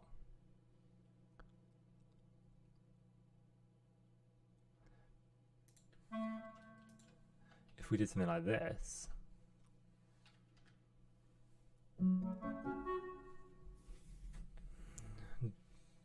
Da-ga-da-da.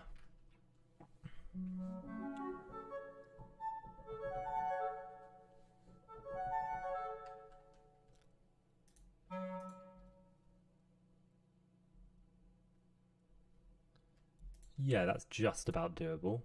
Well, more than doable actually, but. And then let's have it go. Do a dum bum bum bum.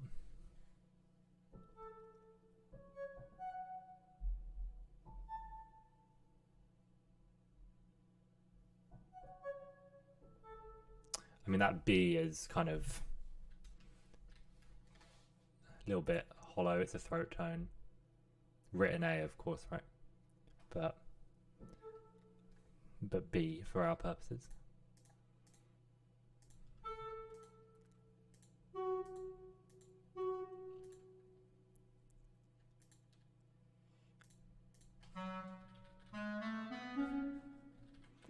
There's also kind of no way to dovetail them without them going over the breaks, which is very annoying. I mean, of course, I could just use a clarinet in A, you know, and that would kind of solve. So, not well. That would be a written C. So. Sorry, not written. Well, yeah, written C for them, sounding A. which does actually kind of solve it a little bit. I mean, what would this be? E flat. Oh no, it's C sharp, isn't it? So E, C. Oh, you know what? We're going to do clarinet in A.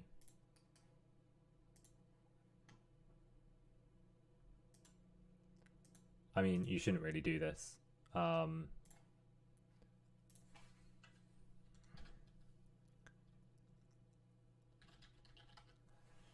Yep, clarinet in A it is.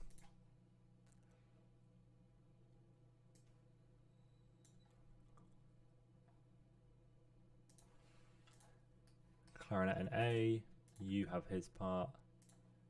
Clarinet in A. Clarinet in B flat, we no longer need your services.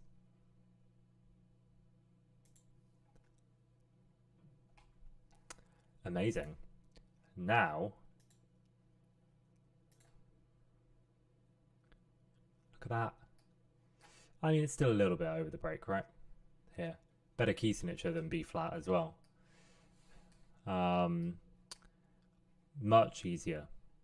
Fine. Again, G sharp to B, straight over the break. In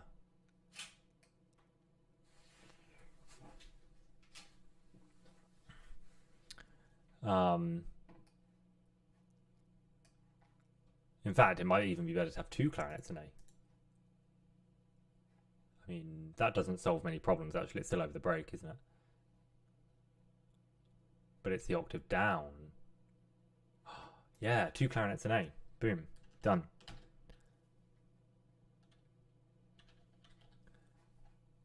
Clarinets in A, get rid of bass clarinet.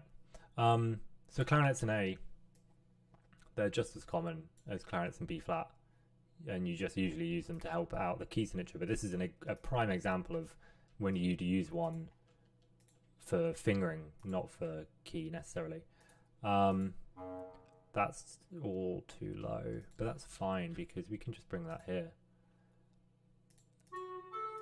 Slightly over the break, but it's not hard. That's much more comfortable. Amazing. Now we get rid of this. And it's as if no one even knew. And then together they work together now properly.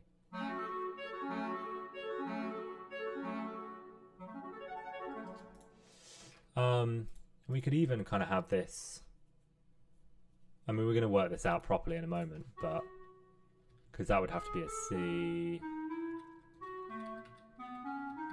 That would have to be that, and then this would have to be. Arpeggios are easy without notes dropping out, right? That's going to have to be a lot easier.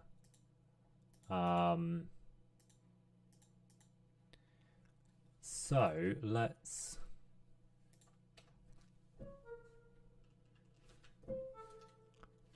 Oh, of course, we're in transposed pitch.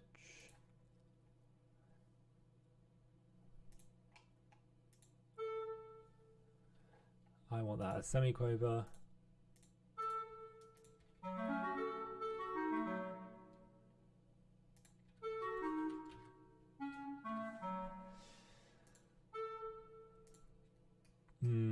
I don't like the look of that. That looks much harder than it is.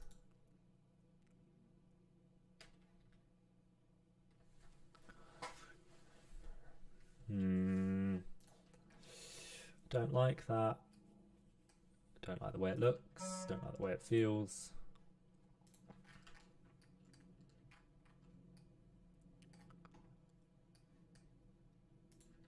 Might be our best option though.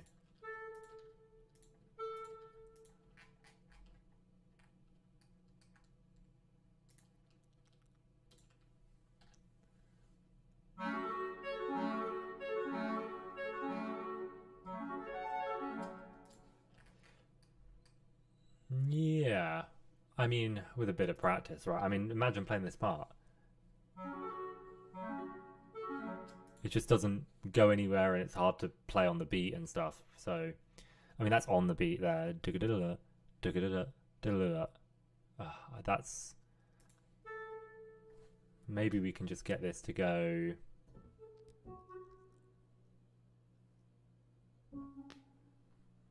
onto the beat like that.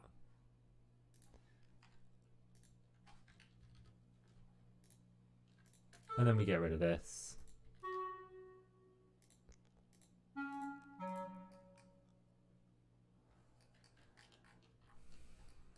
Yeah. I mean, then it kind of goes over the break, but I don't know. I like this. I like the way it's doing this thing now. And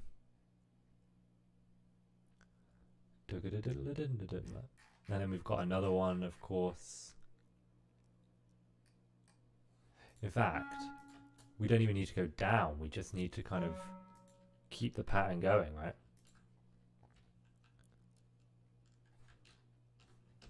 Like this. If we can keep the pattern going,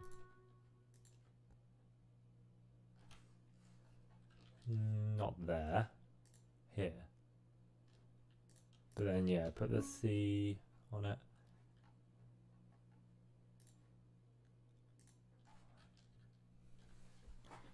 Yeah, I mean, that's kind of... The thing is, it's keeping the motion going, but at what cost kind of thing. It's such a...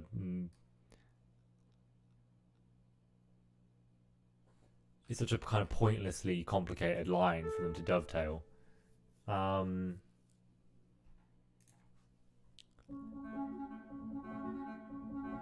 just thinking of maybe something that could be just something more F sharp minor-y that's more kind of idiomatic than this. I mean, because yeah, sure, this kind of works and it takes over from the flutes nicely, so all the woodwinds kind of gel together.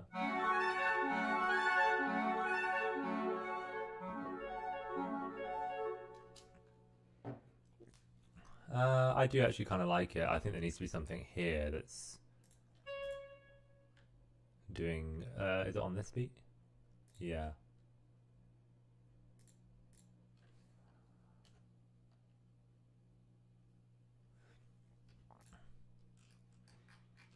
So yeah, I don't know, because then it kind of works.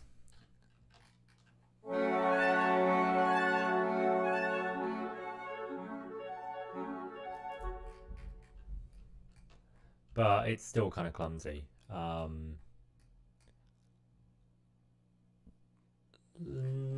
Is there anything else that can help?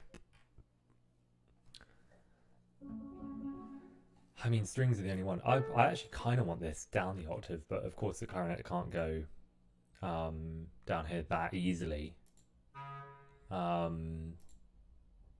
Especially because now we're in A. This A, C, just about over the break. It's not the end of the world, actually. That's not that bad a line. I mean, that is, because it's down there. It's just all right and left pinkies, right? So that would be kind of brutal. I don't know. That's a brutal. I love it with this kind of gap as well in the kind of arpeggio, making them play. Basically, kind of E major arpeggios in A. Of course, yeah. Transpose this would be E, E minor. Sorry, of course. I might leave it. I'm a bit evil, and I kind of like it. I think it's what we want. It's brutal, though. I mean, these overlap as well, which don't really work. I mean, it does, because it just creates a texture. We need something to kind of almost help them with the fact it's going to kind of be a complete mess. So no, it won't be a complete, but it's just there for texture. So actually it doesn't need to be so perfect. But if we have the flute, for example, do this on a low F sharp to A is a bit awkward because it's lifting the right pinky and lifting this as well. So you've got that. I mean, flutter tongue. I mean, they could actually. It's kind of cool.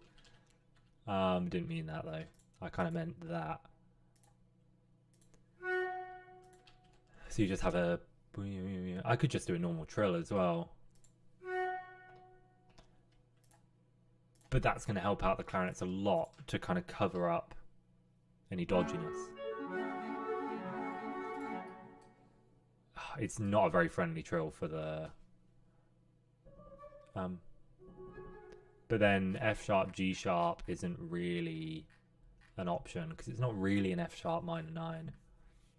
Not minor 9. I guess minor 9. But we could always do something with...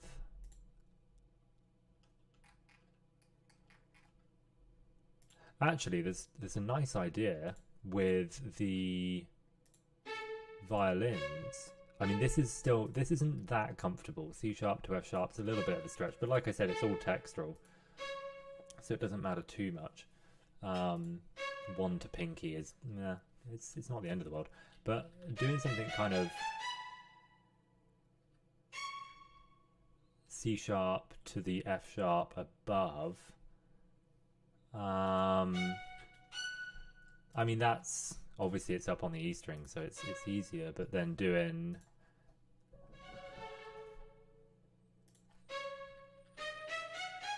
I just don't like the way tremolo notation happens.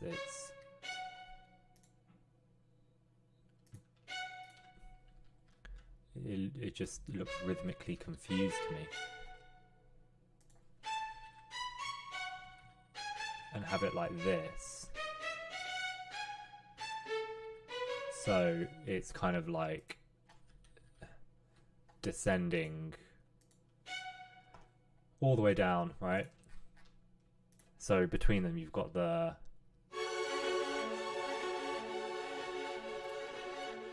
And then when with the winds actually doing the main thing, then it's... And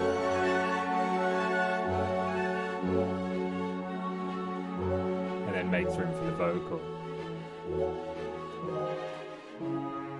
You've got the Let Beauty Awake with a big gap in again below there. I mean, this is now taking up the space of the vocal, but in terms of depth of the orchestra, I'm not too bothered because they're so far behind. Not in tempo or I hope. And let's have a think about what's going to happen if we do.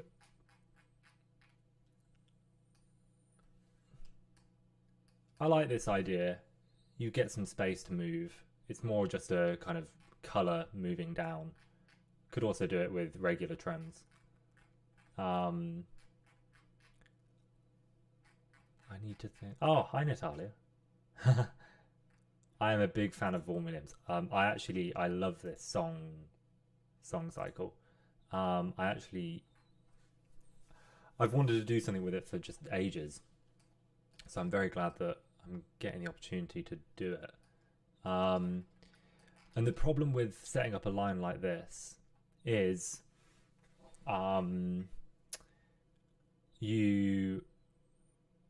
it's difficult because you set up a line and when are they going to breathe without breaking this? I mean, we switched to the A major, well, over E now. Just when is that going to happen? I could switch the roles. So we get, let me have a think. So that, but then we're going to have a repeated note, which is just going to be naff. No worries, Natalia. I'm thinking this will be like a weekly thing, at least for as long as lockdown's going on. I mean, I've got some of these orchestrations to do, which I can actually share, unlike usually. Everything's kind of hidden, right? So I'm kind of I'm thinking it's quite a nice way of getting it done on a Thursday or a Friday or something.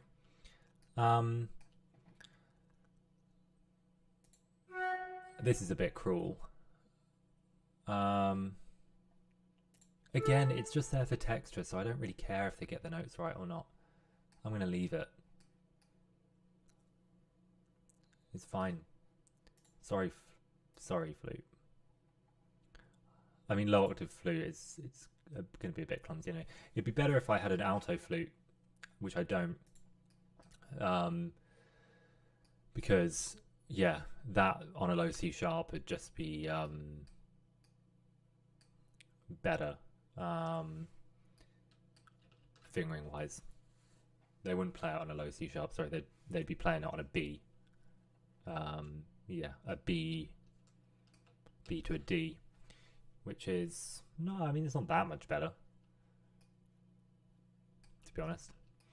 Yeah, this is gonna need swapping around nowish,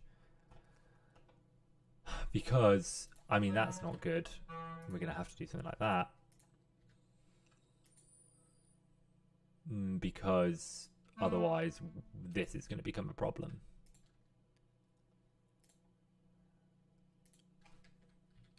Yeah, I reckon.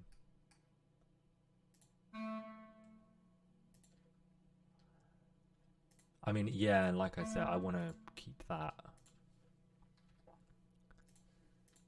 We don't even actually need that doing that, do we? Because that's just part of this. And then we have that, which comes in on this. And again, I mean, that's a mean clarinet line. It's I'm going to keep saying it. It's not fair. It's not fair.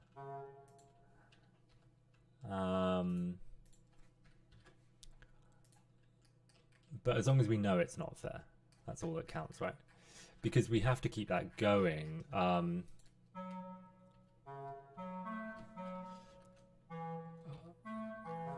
Technically, these should be changing to E's now, which is fine, actually. That's probably better we have it on this clarinet, because this clarinet has got used to this pattern, whereas this clarinet hasn't had it yet.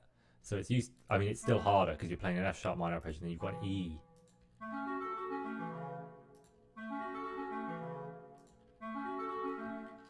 I'm trying to make it so once they have it, they can just do it over and over again.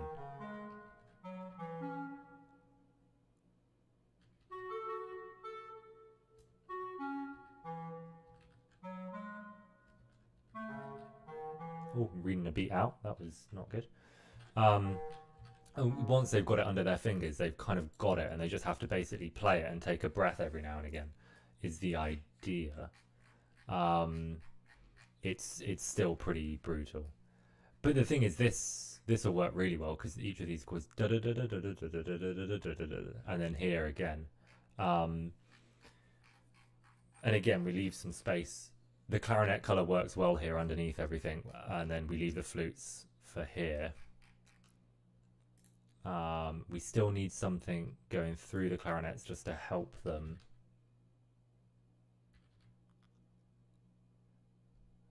Like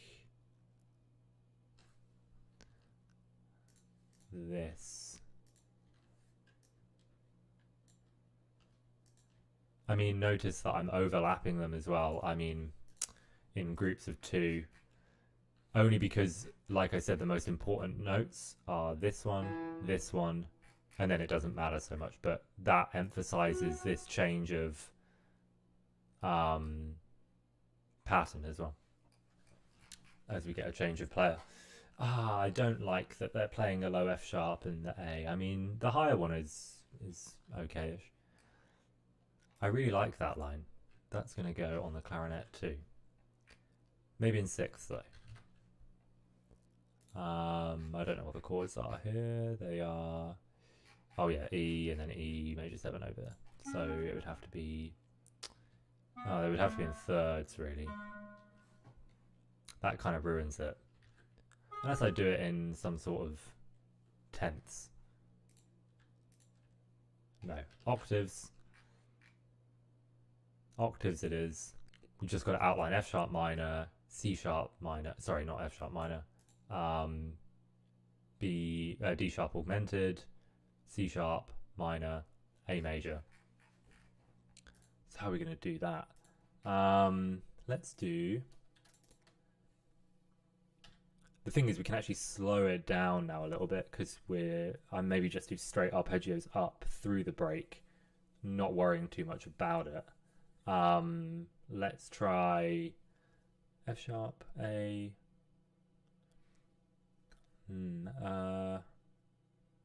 Yeah, B sharp augmented thing. We're gonna do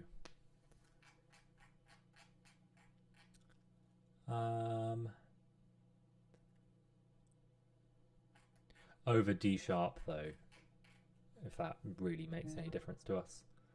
I think it will, because I think we'll do B sharp, F sharp, and then D sharp, F sharp, G sharp's in the melody.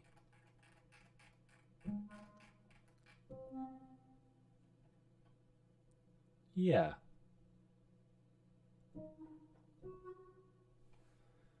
So we slow it down here. Or, well, I don't know actually, because the slowdown officially happens here.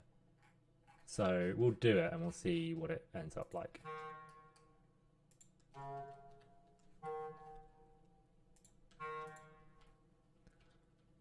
And then we can just do this and try and get a C sharp minor. Pretty close.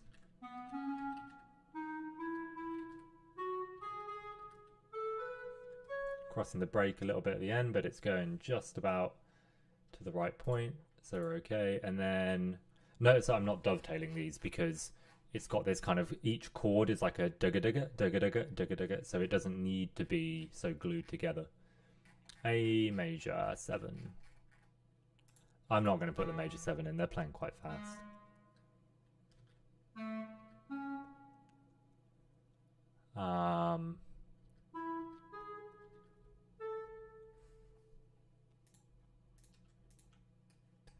Let's try that.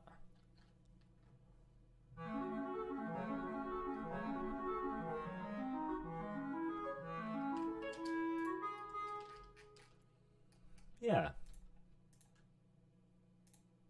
I mean, let's put all the winds together. It's quite intense.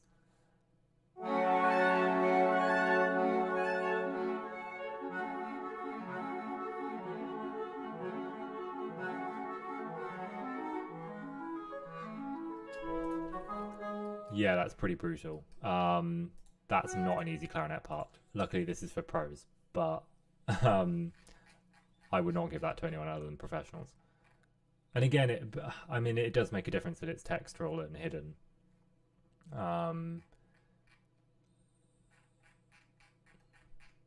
B, D sharp. Yeah. This goes to G sharp now. I mean, E, G sharp's also another awkward one. And it's also kind of ineffectual because of how low it is.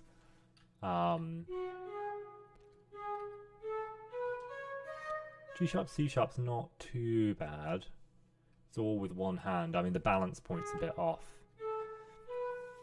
if you do that. So let's do... Yeah, B, C sharp, basically a trill.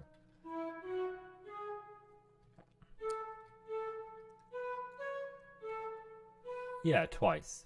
B to C sharp's fine, and let's write it as a trill like a normal person, because that's going to be better. Should we do trill? Yeah, like that. And then this flute I want joining in on an A majory thing. But I'm actually going to make it, I mean, it might make it too crunchy with the clarinet. But I think it goes to an F sharp minor here, doesn't it? Oh no, the E. E major.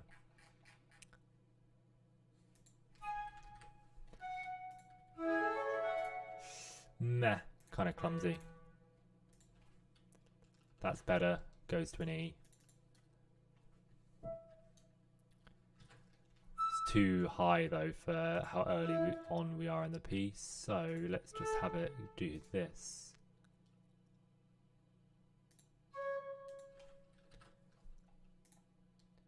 Now, that might be more of an oboe part. This low C sharp is honky on an oboe. But we might be able to get away with it. I want to come back and do the wind parts anyway. They're just kind of, I wouldn't say placeholdery, but they're still not refined at the moment. It's just getting paint onto the canvas, right?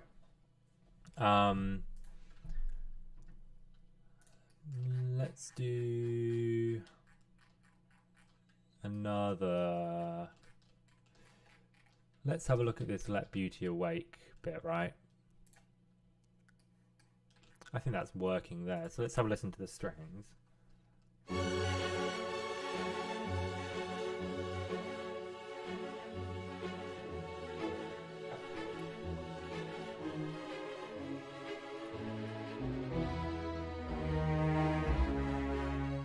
So we do have a little bit of a thing here where this plays an A, and we've got a, because we do have an A major, but it's got a G sharp in the melody,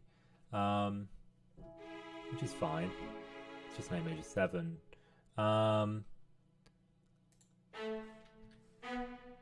Let's do a B there. That kind of irons that out.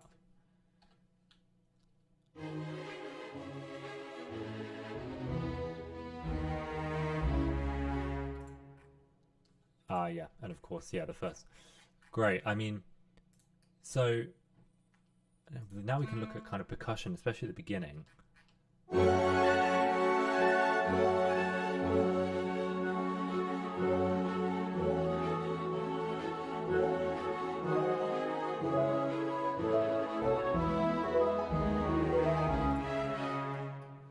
And yeah, we need to kind of think about this kind of, I mean, I think the pulse is okay. I think maybe it's something to do with the pits. Boom. Let beauty away in the morn from beautiful leaves. Yeah, I think it is actually the.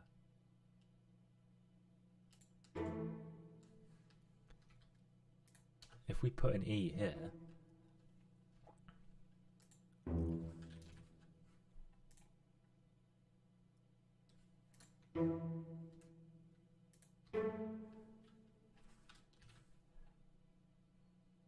I mean, let's. It might be appropriate for the first, but when the vocals come in, maybe we need a stronger thing going on, right? So I think that works, but then now that might give it a stronger feel.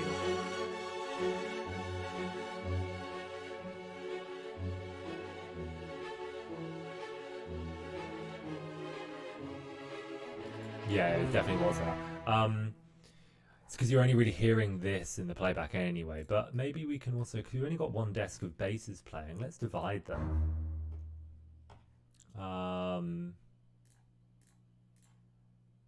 And let's have the other basses reinforce that cello part. Not like that though. Doing double stops.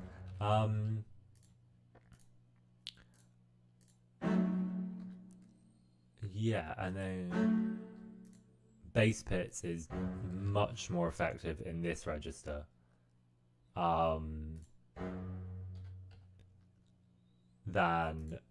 the octave lower with two players. And then this is nice. So effectively we just kind of have a cool, I mean, here we just kind of make them all the same, and then have everyone come in here together. Easy. I don't know if that will actually play because I've got my first basses suppressed.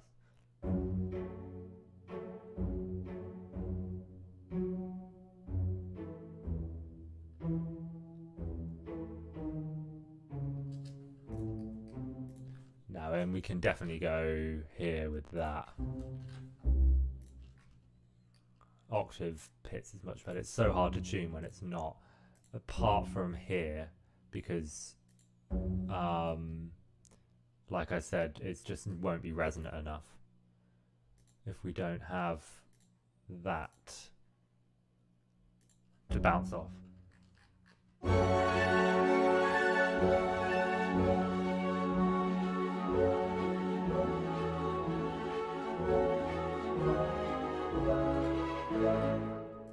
I'm still not a fan. I don't think that's working. It's got to be let beauty awake, the morn from beautiful dreams, beauty awake from rest. I think we're going to have to go like that and make that work.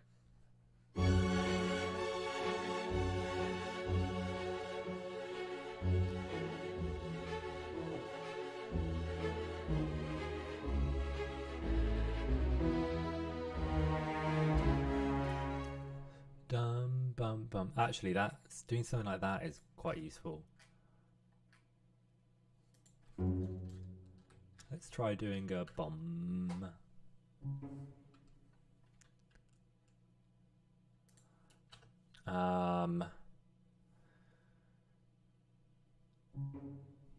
It's technically still a major, isn't it?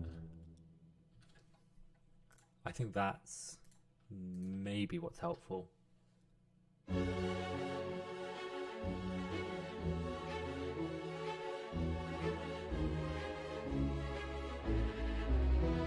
Yeah, definitely. That's useful. Might even do something crazy with other percussion or someone else.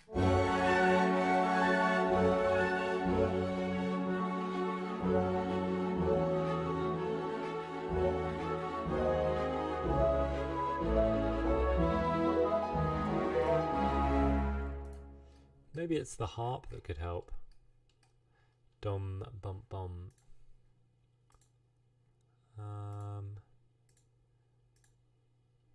Yeah, maybe it's the... Yeah, I reckon it could be the harp, you know, that's gives us this feeling of three. I mean, it would be quite common to have the harp do something like this, especially in RVW, doing something like...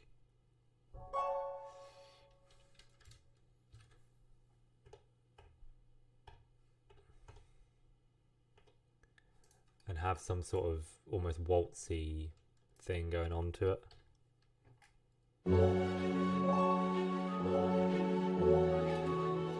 In fact, it almost wants to kind of be not have the last beat.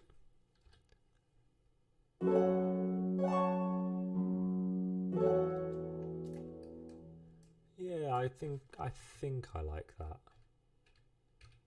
I could spend all day messing about with just that bit though. I kind of have, but I reckon we're gonna do that.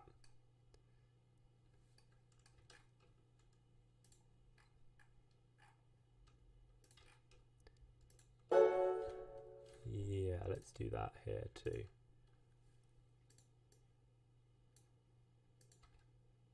And the harp's quite loud in this playback.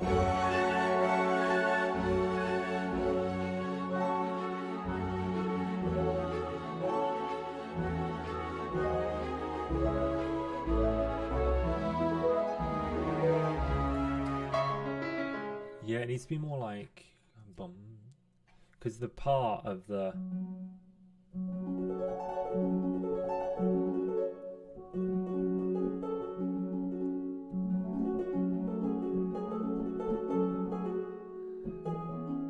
not that chord.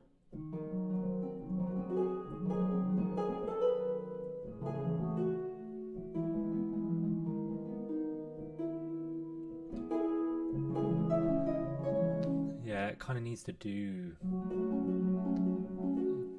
It's got to get that feeling of motion into it that it's slightly lacking at the moment. It might be even just a bassoon. Bom bom bom bom. I just sang Feeling Good. Okay, the bassoon shouldn't play Feeling Good throughout this beat. But I think we should also have maybe a couple more people coming in. Tuba on the low F sharp. Everyone kind of fading out a little bit before their time. So the horns and bassoons last longer than the tubas, right?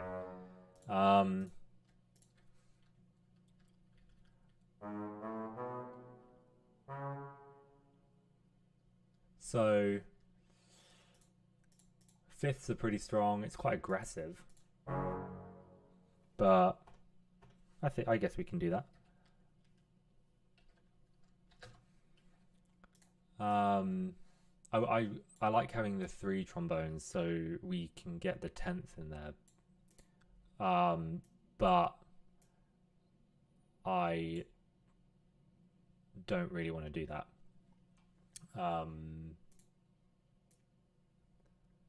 So I'm not allowed to put a 3rd trombone in. I don't get to choose that. What's interesting is, so the way I'm thinking of this, you've got the octave and then the 5th, nice and easy to tune, all sat next to each other. They're not sat kind of near the horns. I'm also putting them in with this low F sharp just for this second horn to play this minor 3rd. It's not like they'll be able to play it because they're tuning off the root here, but sometimes it's the difference between playing something first time and not if you've got the trombone supporting you. A minor 3rd, I think I mentioned at the start of the stream, has to be played 16 cents sharper for it to be in tune. In this kind of just intonation chord, it won't be equal temperament. Brass players definitely don't do that, and if they've got no one to tune that off, then that's already a second run through when you could have had it done on the first. But that's quite a thick chord now. I mean, we don't have the trumpets. It's also quite dark because it's interesting that I've chosen the trombones over the 3rd and 4th horns. I don't think I agree with myself. I think the low F sharp here, but then it comes out earlier than everyone else.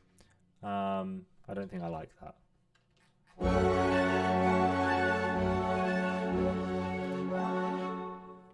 Nope, don't like it. Goodbye. I'm not a fan of the cello doing this on this beat. That's my issue. That is a big issue. Do they still sell the big issue? I am gonna. It needs to be. I don't know. It stops the flow. Pretty naff. I reckon it should be that. Let's see.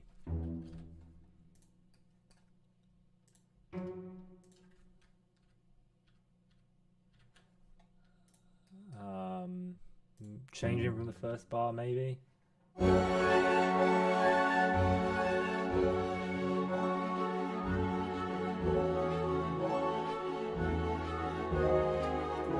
fact, there shouldn't be anything there. Better like that.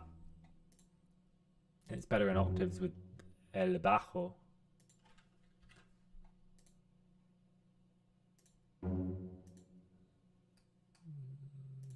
Getting higher. The reason for that as well is because you're going to hear these cellos and the singer is singing in this stave basically. It's an octave lower than sounding baritone.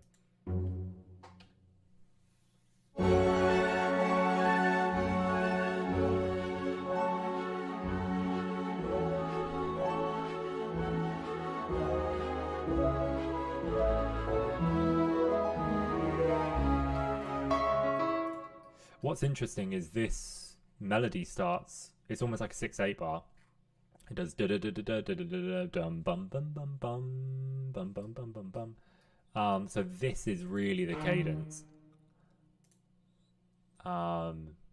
here,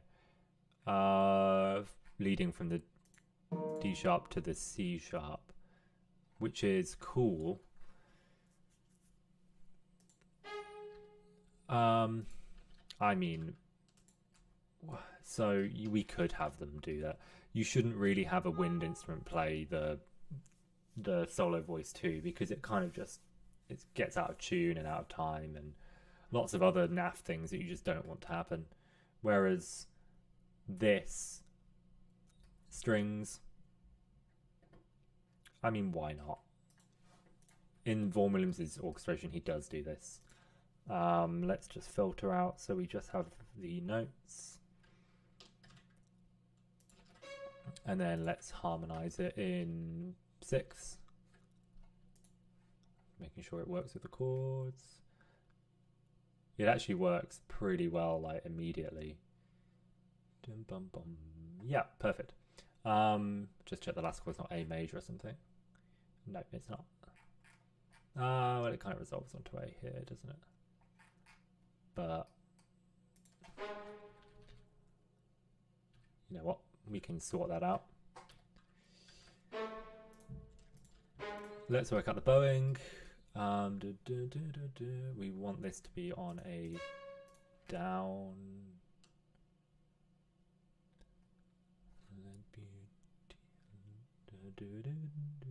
So we have a couple of options, right? We can have it all like kind of. So this is pretty naff. The reason why this is naff is because you've got a long bow here taking up most of the bar. Then you've got a quaver, which you're kind of allocating, in this case, kind of a very either quick down or up bow to, most likely a down bow if this is going to be an up bow. The bow travels so little here and then so fast there. You need to change the bowing position and everything. That's just not a very good way of bowing it. So we could either do these set together and do a potato, Lowry, portato, potato bowing, or we can do a like that, or we can kind of do this and have them potatoed as well. I'm not.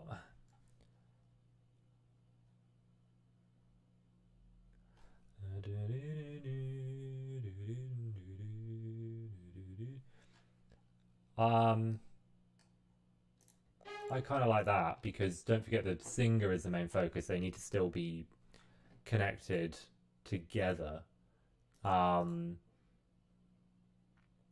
So one of the better ways is we could do this down. We'd have to have an up bow there, like that. I mean, I don't recommend putting these in all the time. I'm a string player, so if you kind of what would normally happen and then you can kind of counteract it, fine. This is an ambiguous one, but it definitely should be, because then you've got let beauty down down up up down all up. The thing is, you can kind of, we could do that kind of thing, down up, but it's, again, you've got a lot of bow on just nothing interesting.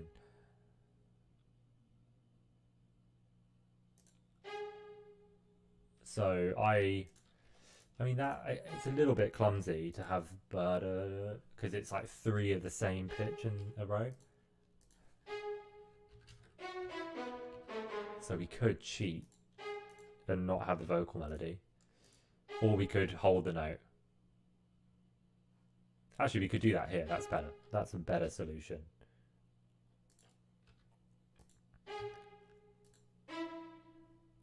Because it ends up sounding a bit like that anyway, because with portato, you kind of want that.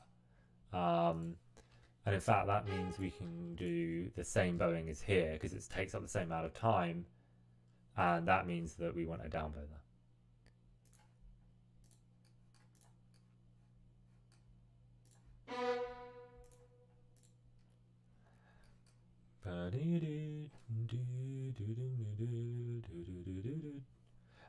There is an argument to be said that we could split this up like that, just about.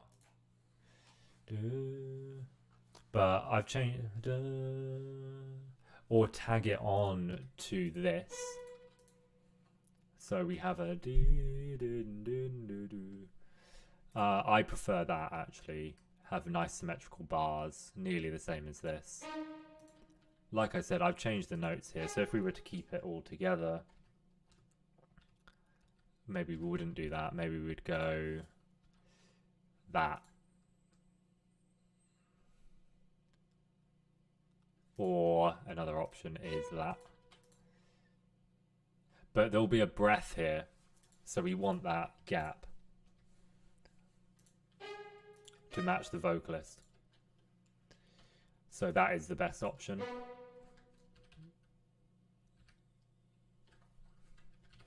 To match the phrasing of the vocals. If this was a violin, if this was a section solo, I would be having it a lot more, maybe bowed a bit differently with more like these two together or something. Birds. We can do something cheeky with birds. I mean, it's kind of like word painting. We can have a little in the wind or harp or something if we want to be really cliche. And that all works itself out because we're up, down, up, down, up, down, up, and then down. Beautiful. And now the other question is, do we really want this on violin too and viola? That's kind of boring, isn't it? The thing is, we could actually have this on viola and it would sound very rich. I quite like the thought of that. Or we could have it on cello. But we need the cellos. We don't have many of them. I like that, I think.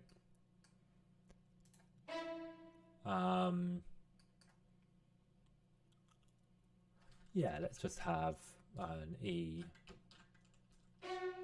And then, I mean, that's D sharp, F sharp, and G sharp. Kind of clashes a little bit with the F sharp, but it's fine because if we resolve them into the appropriate ways, like we don't. I haven't figured out what to do with this second violin part yet, but this is no longer a thing. Whoops, I've just deleted a bunch of time signatures.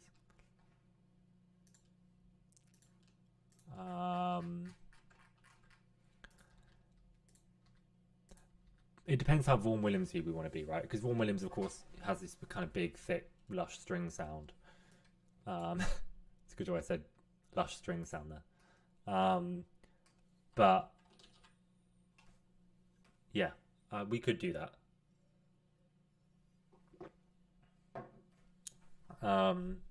Let's have a look. Let's put the bass line in. C sharp, G sharp, C sharp. I mean, dum bum bum bum bum. I reckon the next pits, if we indeed do continue with pits, will be there. And then going down to the G sharp, and then up here for the G.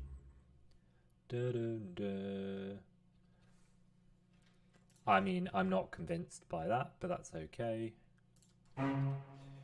We've got this kind of pad going on. Oh, it's not going to like it if I do that, is it?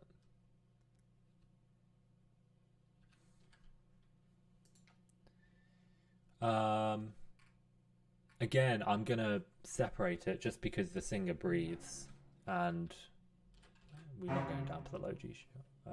G sharp, just in octaves with the basses. And then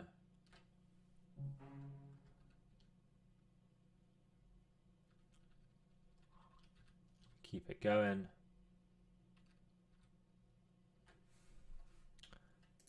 Cool. And then the thing is, it does technically go up to F here in the score, but that's so loud for the poor singer to fight with. But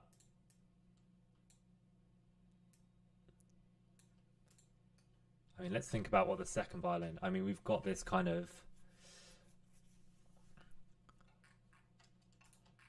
we could just have them do the melody with everyone. The cellos need supporting a bit.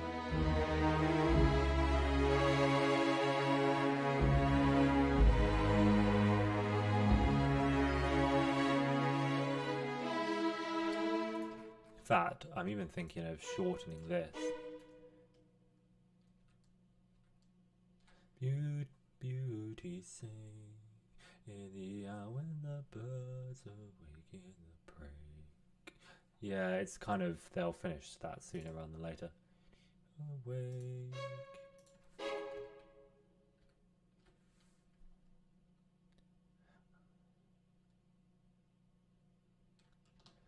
I mean, if I do it there, then I've kind of got to do it here.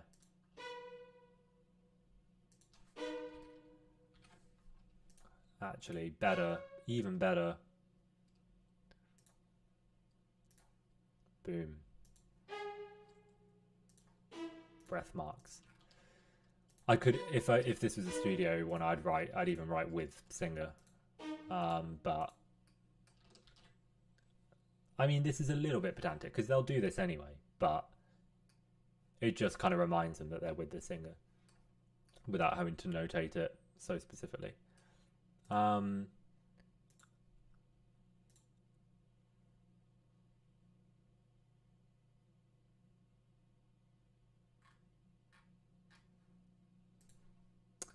like what this is doing down here. I reckon this should be doing something. We've got C sharp and E.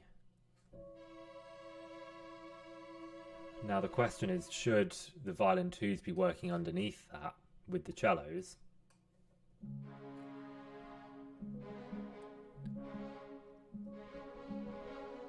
Or should they be working above it? I'm going to go with above. So we're going to have this kind of, we're going to divide our violin twos, have 4 each.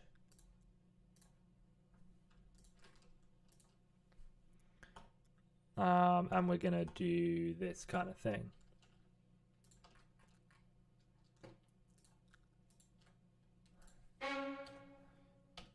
It's a bit of a stretch. All the way down there, and the G string, kind of first, fourth finger. But then, yeah, I mean, we've got, and again, we've kind of, this is a pattern that gets crushed down more to MP. And because it's classical players, I'll write div, which I wouldn't usually. And then it kind of changes for the G sharp minor on this chord, right? Into that. The nearest possible one. And then I think it goes back to C sharp minor, where we can do the same bowing. And then C sharp minor again, and then Vaughan is even written in some of this finger trem stuff. I've kept my cellos the same, but we could have a harmony, but we've got the rest of the orchestra to play with. But between all of these now, this should incorporate all of them.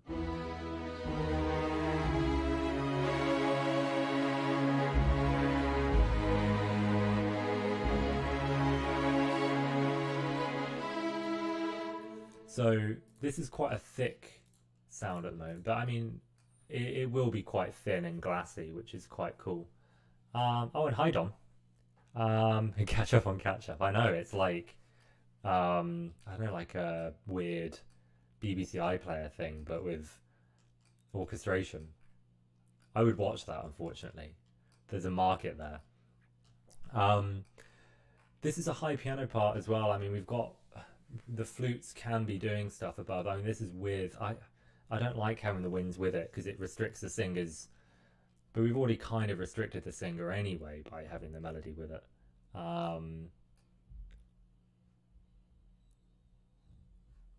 We've got to think of something that the harp can do in a moment as well.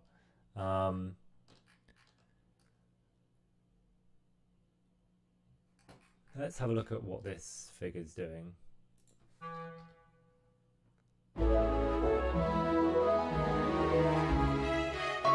Again, I'm quoting him from his Fifth Symphony at this point because, I mean, we've got enough instruments to do it, and not everything can just be textural runs. Like I said, it's kind of the limit of how much you put in. That's not the music, but I think it's kind of working.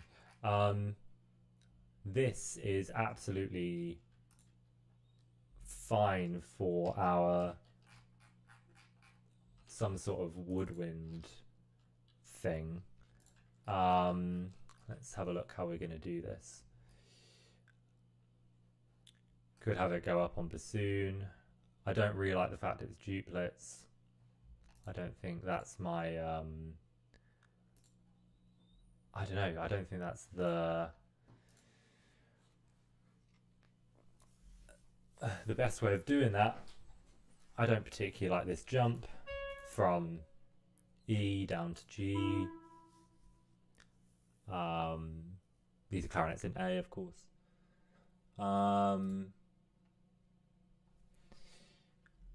Let's think, how are we going to get this?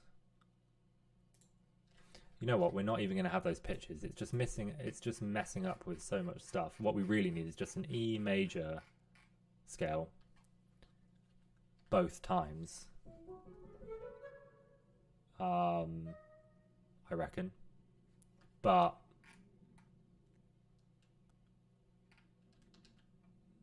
in I guess whatever sextuplets end up being in this. Bum, bum, bum, bum, bum, bum.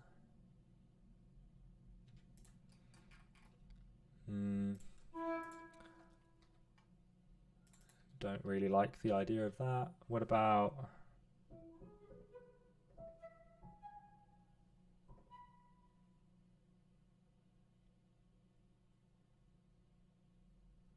something like this? Just a arpeggio.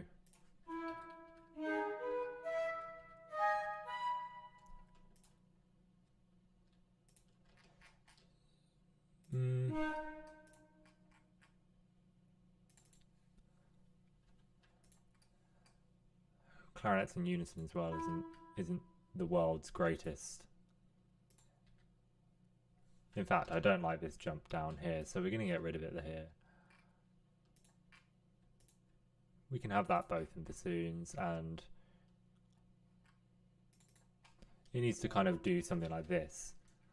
It needs to really hammer home the fact this is this moving to this, moving to this. But then we can orchestrate this chord properly. Let's just think about the register it's in at the moment. We're hovering around C3, middle C, and that's pretty much bang on where our singer is crossing over. So we want to leave that free to make that that really kind of powerful.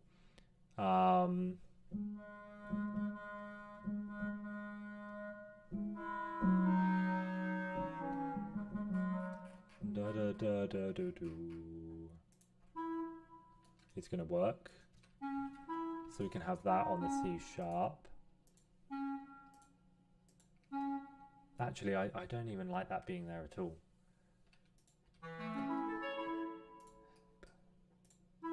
That changes function of what it's doing far too abruptly for me.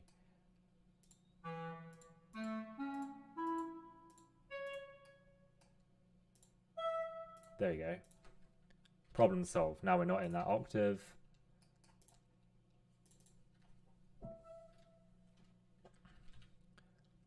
Give that a nice finishing note. Like I said, I've got all these built-in safety measures, so if they do fluff this, it's fine.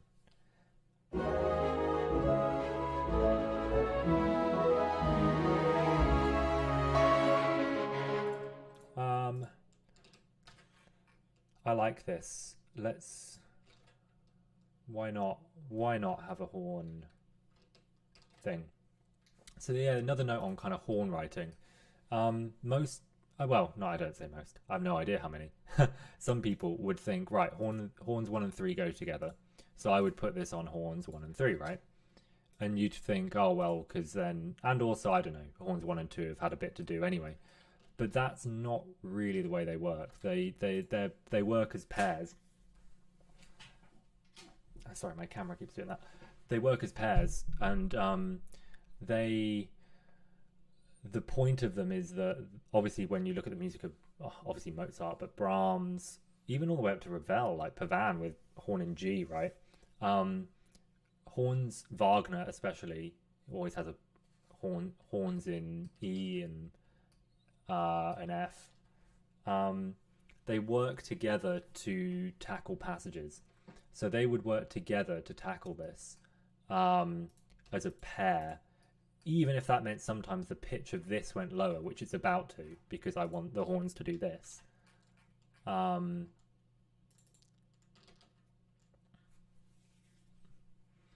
I don't want them coming in. I mean, definitely not up there.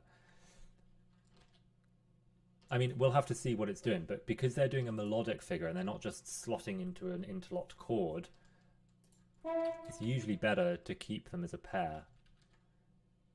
Although, I'm going to actually copy what the... Yeah. That's what needs to happen. Not with a down bow, though. And definitely not with mutes. Horn mutes. The big wooden mutes. They can use metal mutes as well.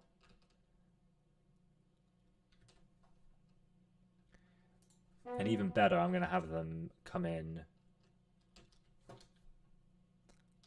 like that.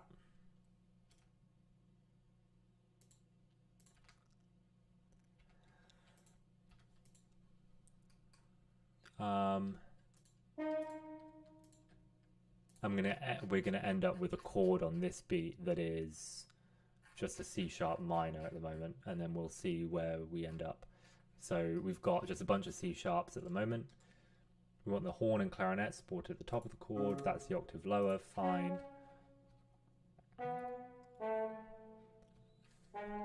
G sharp is fine. I mean, we probably want the G sharp here, so that this can do an E.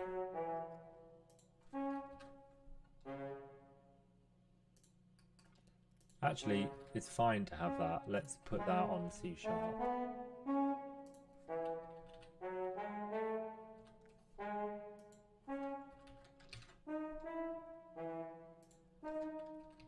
So we want this to be an F sharp or something that leads nicely. It's a little bit clumsy.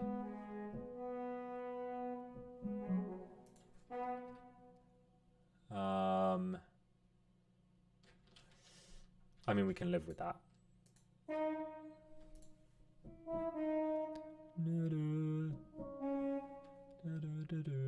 That's fine because it drops down. This.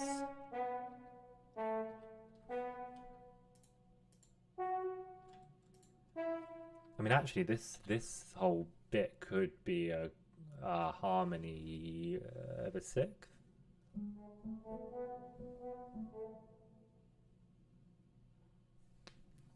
Like that. Back up and 4. Not sure how I feel about these horns working together, but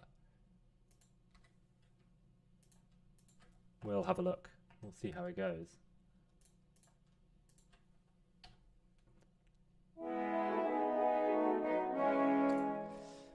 Yeah, it's alright. I mean, don't like this repeated note.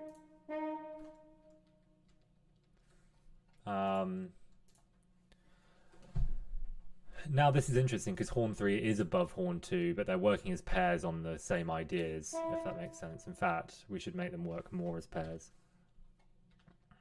So now they are actually working on the same ideas.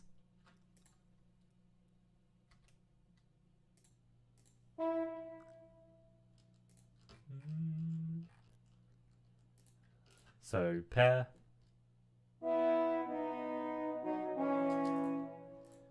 I mean, it's not the world's greatest horn writing.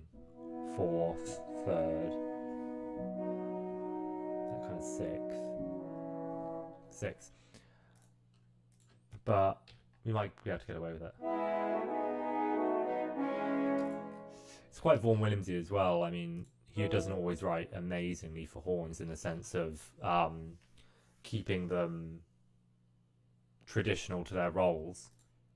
He often has them do,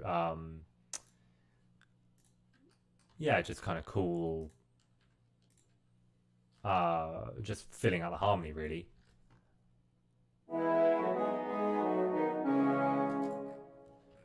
Yeah, that kind of works.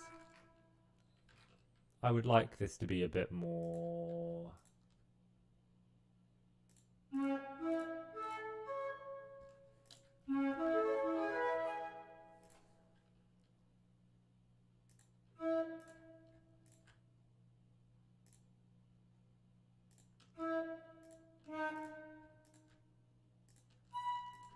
So one thing we should kind of get from this is this kind of color shift of the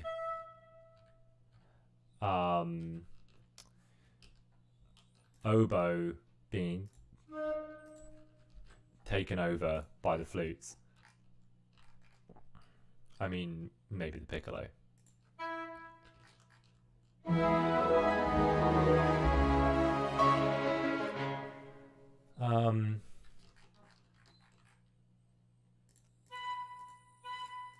That jump's a bit cruel.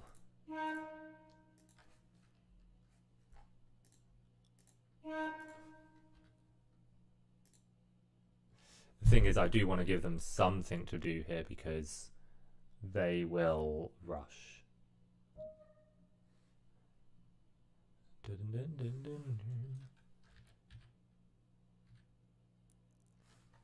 Even if it's just that. Looks a bit better like that. Gives it a bit more kind of edge and character.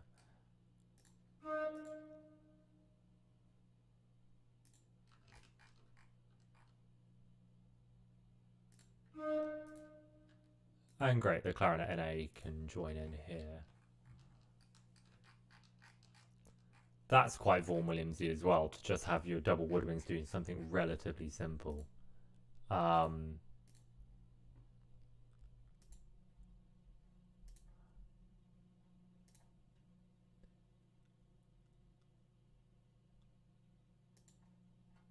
So yeah, let's see.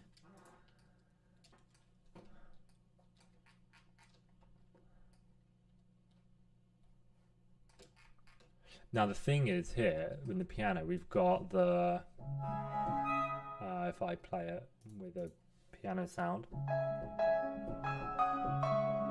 I'm playing the left hand terribly.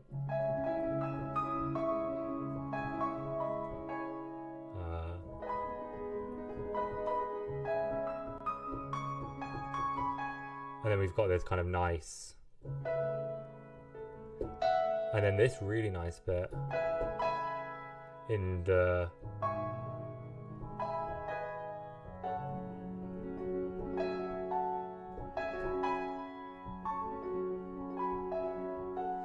and this is, I mean, that's calling out for, that's basically Revellion flute stuff. I mean, it could be strings. If we didn't do strings here, it'd be great to have that as a thick, lush string sound. Maybe it is that. Maybe it's cellos. Maybe this one's cellos. It's almost I know so it kind of goes down in pitch one by one, right? So you've got the, and then, but I think that one's going to be low, doing a, and then a, I'm not sure, but that bit's exciting. I mean, I'd like to get to maybe the end of there and then call it quits with this stream. We need to start thinking about what the other brass are going to do. They're going to bring in this. When we change to arco, that's an important moment. That's a tuba moment, really.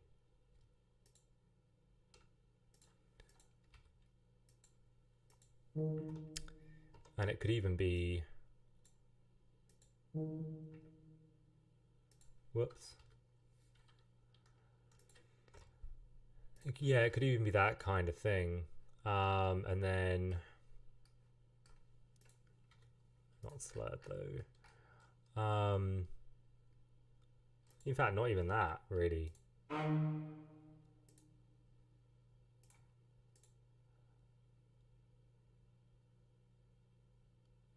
Yeah, that works out. That's quite high for the tuba to not poke through. So maybe that's a trombone 2 line. Or bassoon line. Oh, I deleted the time signatures again. Yeah, maybe that's a bassoon line instead, you know. Gonna be better. Better to do that.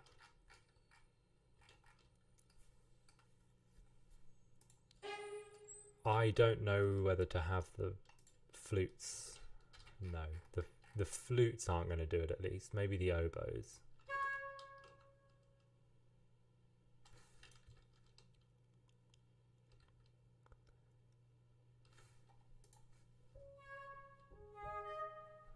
Because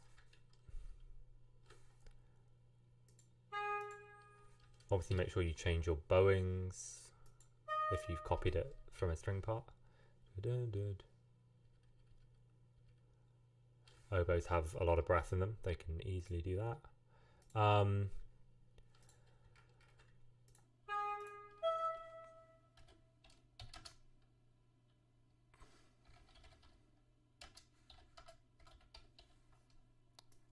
mean, I could do this.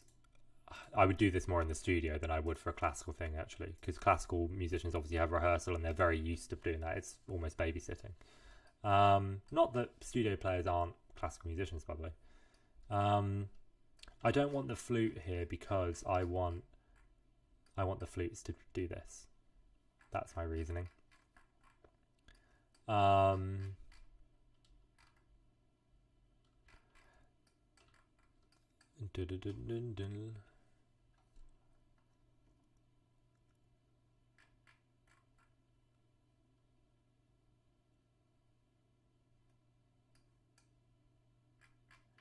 Maybe now is the time for a big extravagant harp part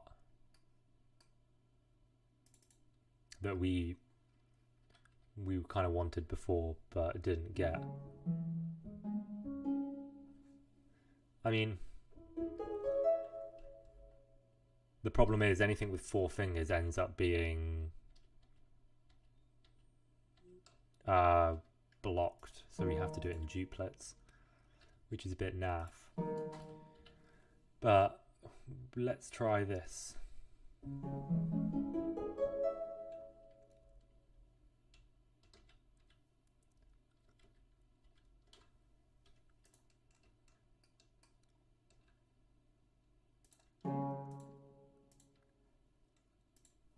Yeah, it's not in the part, but it's...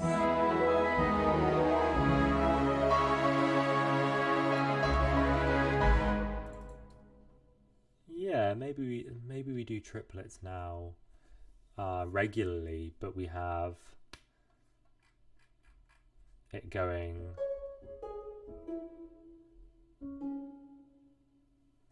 I mean, if I just put all the notes in.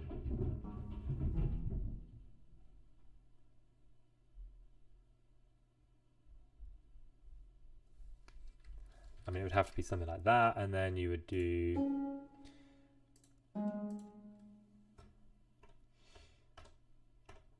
Ah, see, this is the problem.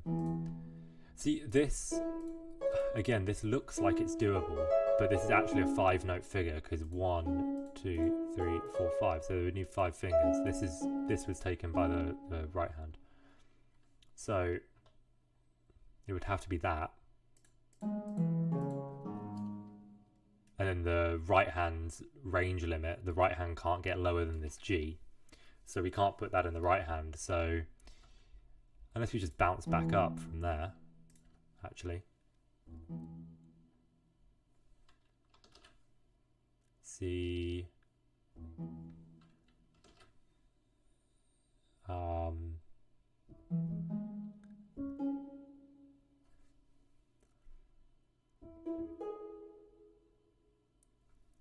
Yeah, actually, I think that kind of works. Because then once the hand is placed in this position, they just roll up and down it in... So that would all be in the left hand as well. It's kind of repeated quite fast, like these low strings repeated might be a little bit buzzy, but... Ah, that's what's better, if this fits. Yeah, there we go. That's far more harpy.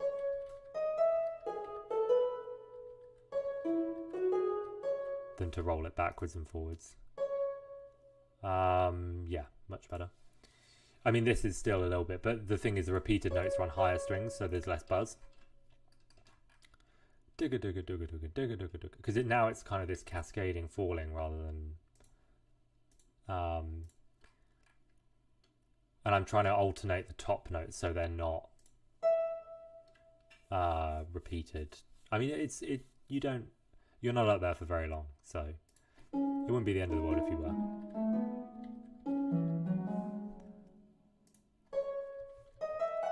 I mean, this is almost just like an exercise now. So if you can make it like an exercise, they can definitely play it first time.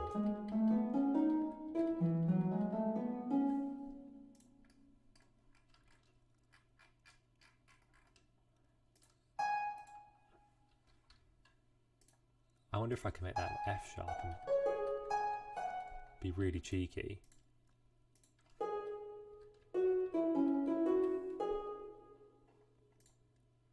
Because then this is now G sharp minor.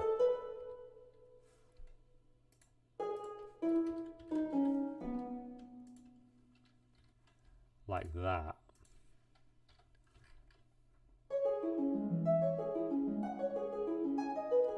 Oh, repeated note. Repeated note on harp is a no-go, especially if they've got to try and get their opposite hands in.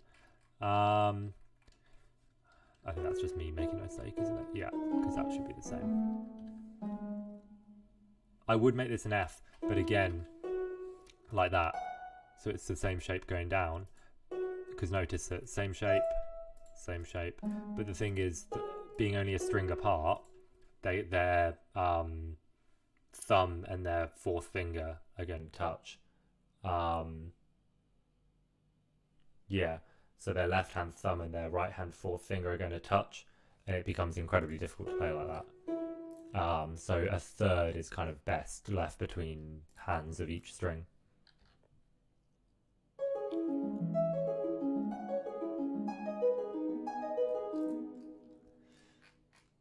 This is more controlled because it's doing this basically, but a more harpistic version. In a good register as well, this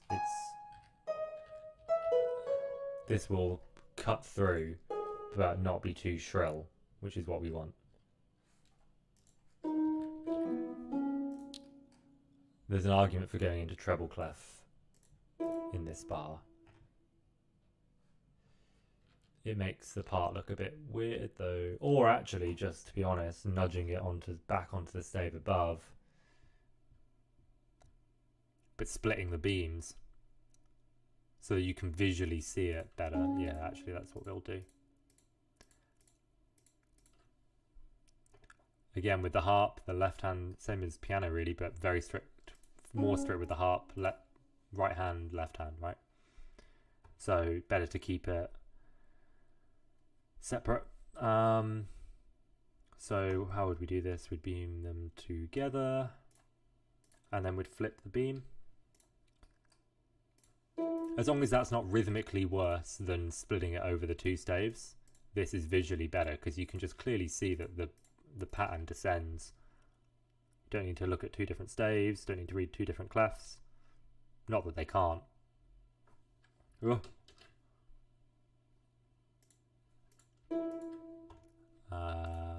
So I'm just clicking beam together, which is on one of my shortcuts. And then let's go through. This looks like Das Rheingold's harp part now, which is not a good thing.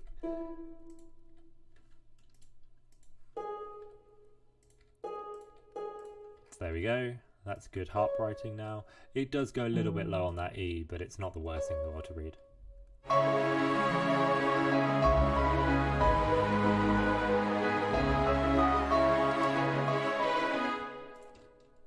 Let's keep that going. Oh, and I like that. Awaken the break.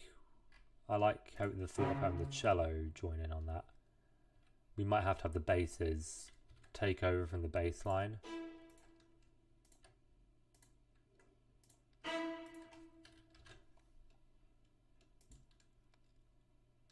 And actually do the notes, not the harmony.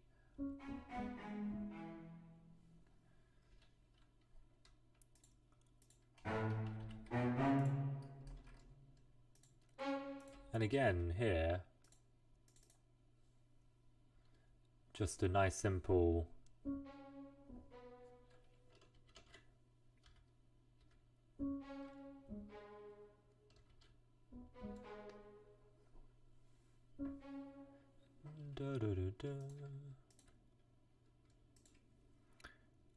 and these are together now,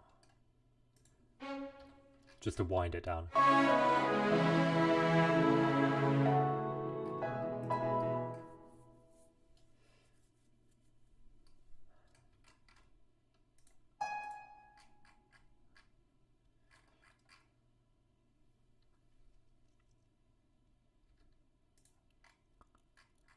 C sharp, and now we can start winding it down with the top note of this.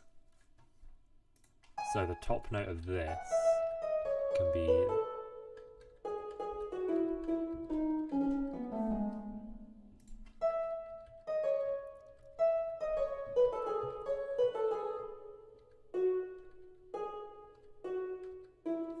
so I'm trying to think of how it's going to match up with this a little bit. But of course it's unless we made it a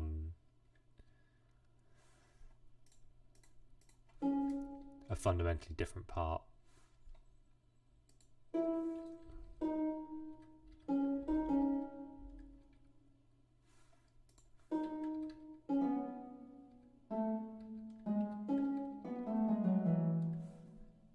Yeah, just kind of winding down. There is a big diminuendo over it anyway. That makes sense. I'm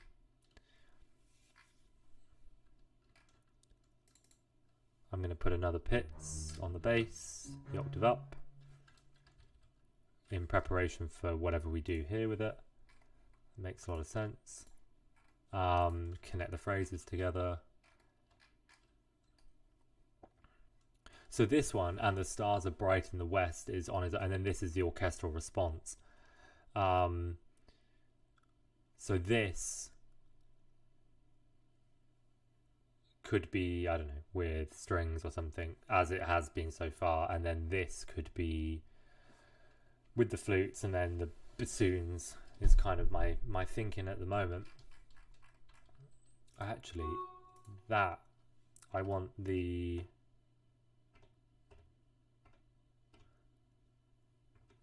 I think I want the cellos on this.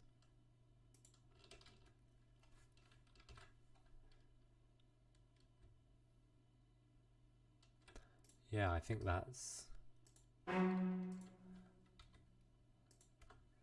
We don't need to do the duplet because they'll just be out of time with the singer. That's not me saying singers can't sing duplets, but you can read into that what you want. Again, so uneven bowing.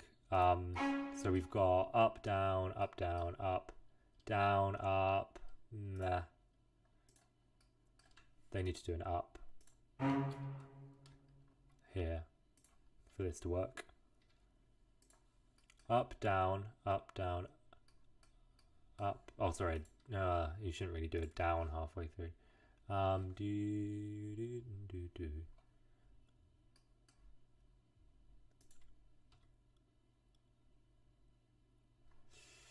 I guess we're going to do this then.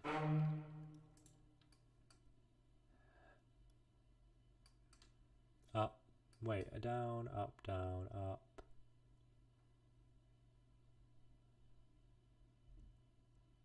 So this is really interesting. Why you shouldn't do this in this circumstance. So this is a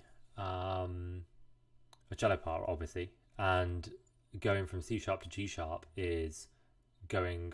You can do it on one string if you kind of go all the way down the G string down to half position and play with your first finger for the G sharp. But generally you'll be playing on G string down to C string. So you'll be going down a lower string. You'll be going to the right on the cello, so to the string closer to you. So doing an up bow, which this would be, down bow, up bow, doing an up bow here, while the bow is moving, while you string cross in the opposite direction, that's a kind of a sign of bad, well, I wouldn't say bad, but of non-string players, I guess. So you're string crossing to your right, and then you'll be here. You've asked for an up bow. That's incredibly unnatural. So you either have an up bow and then a down bow, or you would do something like that. But then you've still got this kind of naff problem of this should be a down bow really. So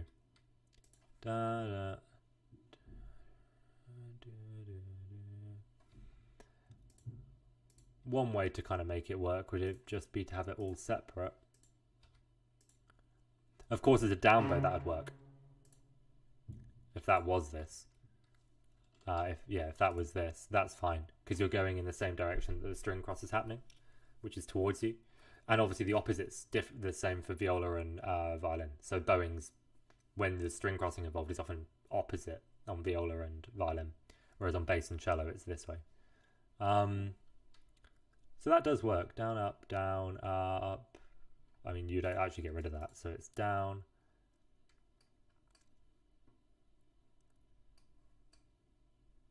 You'd get a crescendo through this a tiny bit from not brilliant players. So then here we've got down, up, down, up, down, up, down. And then you've got a lot of bow on this, more than you did on this bit, but that's fine because now you're playing a solo.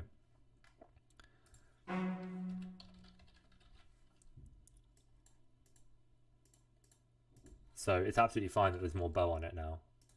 Up, down. So there's two options here. We can either bow these together. Up, down, up, up, down, up, down.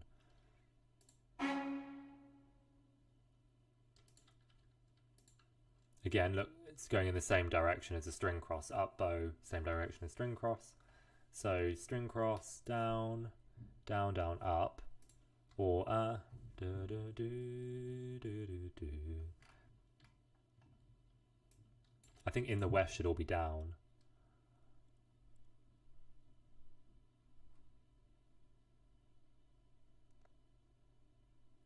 Yeah, so up,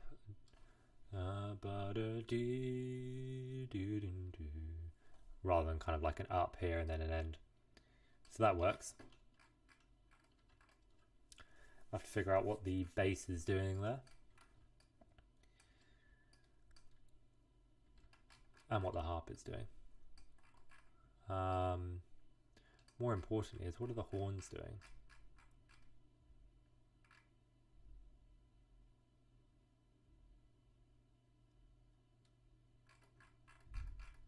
we've got this oboe with the violins and everyone, which is working.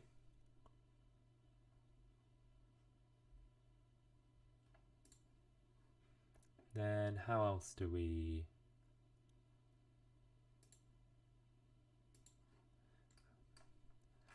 We kind of just want to... We've built up this kind of section here. We kind of need to have some sort of payoff, but it kind of does the let beauty await. So I guess we could have G sharps.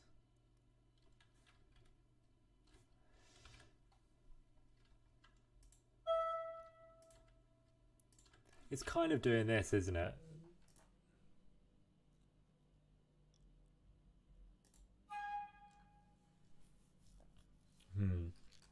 I didn't want the flute doing this.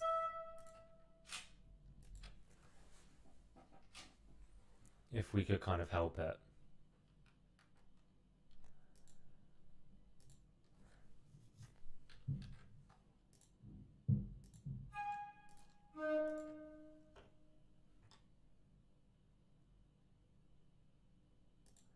What if I made that a quaver?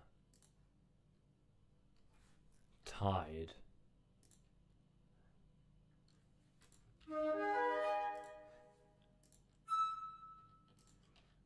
It's not the world's best writing, because the thing is the function of the line changes from an accompanimental run to the melody, which isn't great.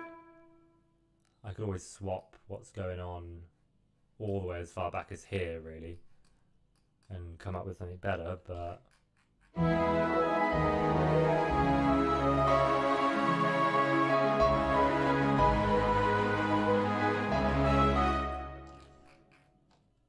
Single trombone is kind of a bit sad, especially when they haven't played it all this piece.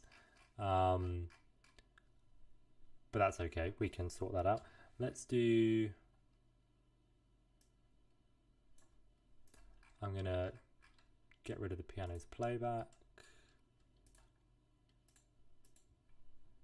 Let's play it from here and then have some context.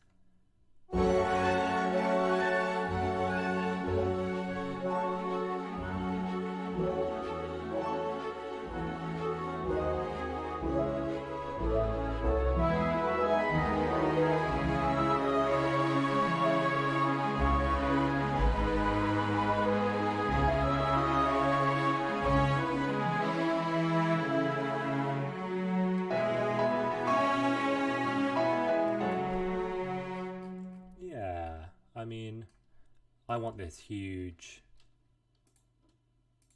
this thing across all the strings, like kind of Ravel.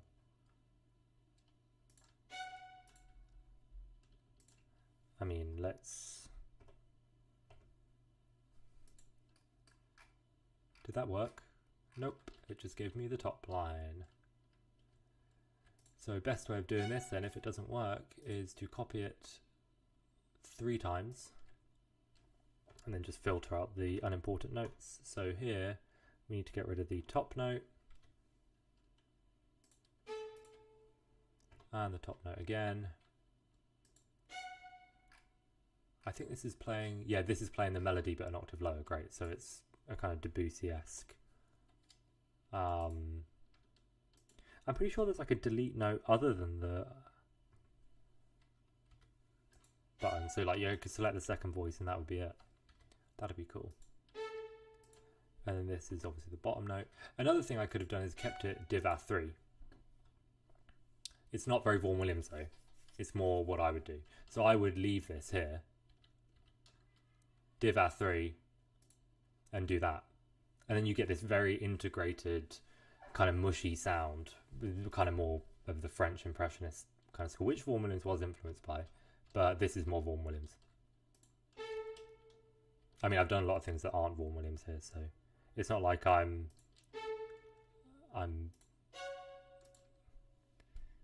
that bothered with it.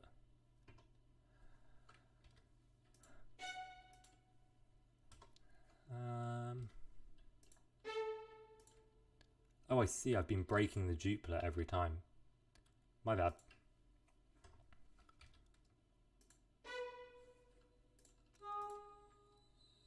So this is a G, B and an E.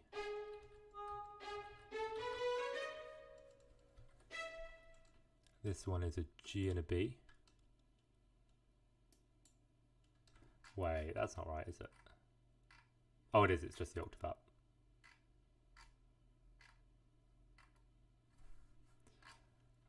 E, G.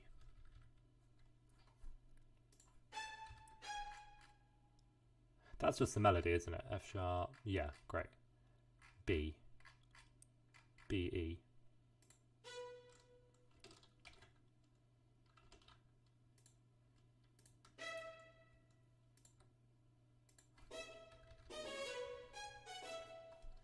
B, E, all good. And then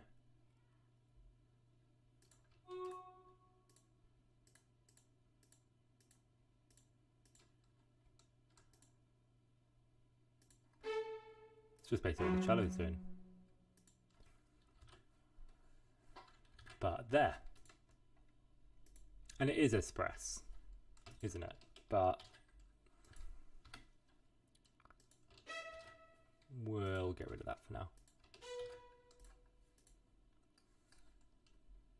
And then we had a mass diminuendo throughout this bit. Fine, no worries. We can get rid of that because we're now in unison again.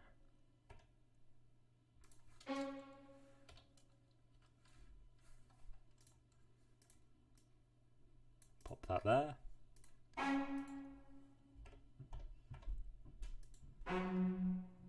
So we've got quite a dynamic with more bow, right? Which is, so you'll get more vib as well. So I don't even really need espress because you inherently get more vibrato when string players play quietly to keep the vibrancy there. Bit of a leap, but why is that F playing the same pitch? It should be an E. And then an A, and then an F sharp, yeah.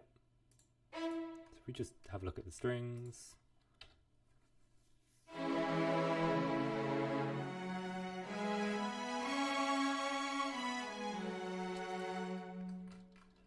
Yeah, I mean it works. Why is some of the pitches?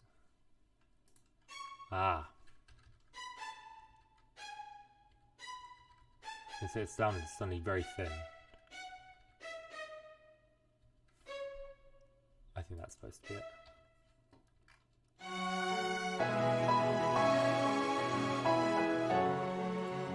Great.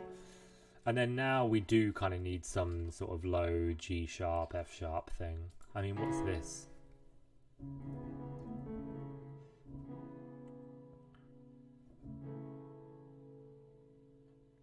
C sharp, B, G sharp.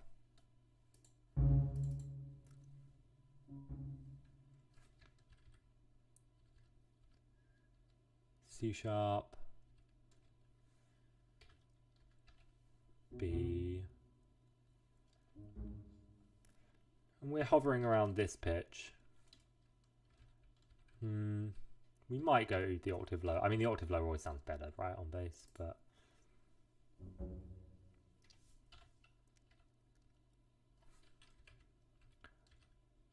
And then the strings are going to all come down to help the bass from this phrase. You can see this is a separate phrase, while the flutes do that, and then the bassoons do this.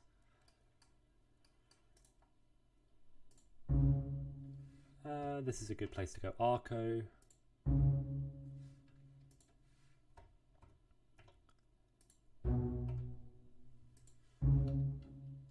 All hanging over like that.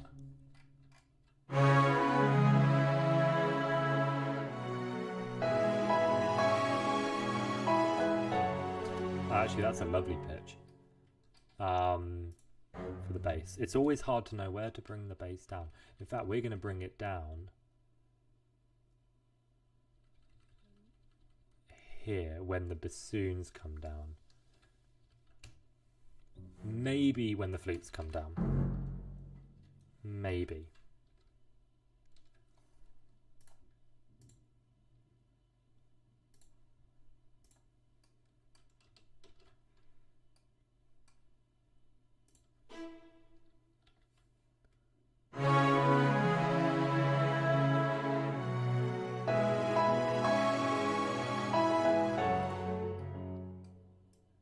won't suppress playback just yet because we need that in.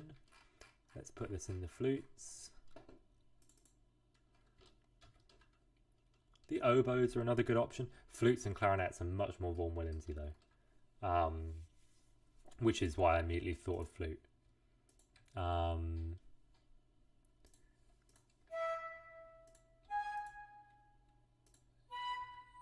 The thing is as well, there's not been that many opportunities for flute. I mean, I know we've got this, but for flute to really come out of its shell, I mean, it'd be very Vaughan Williamsy actually to have this go on.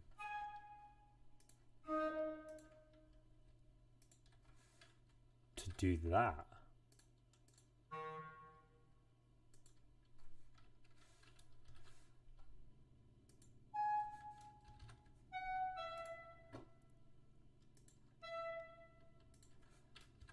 In 3 octaves.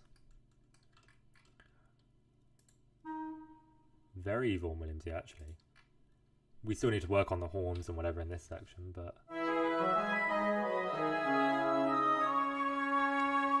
I've just given everything an accent.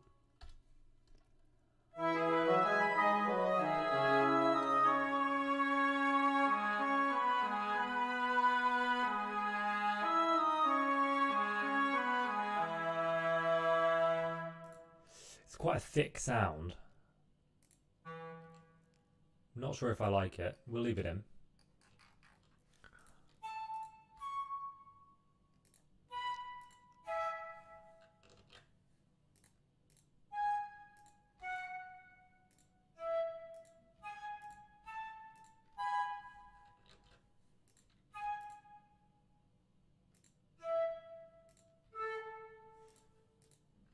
Like that. And then I'm pretty sure it's just the same figure, isn't it? Just the octave down. Yeah. It doesn't end on the F sharp though. And we're going to put that in bassoons on this beat. Whoops, not on that beat.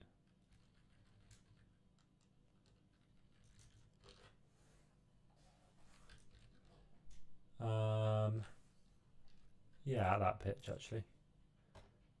And we'll see.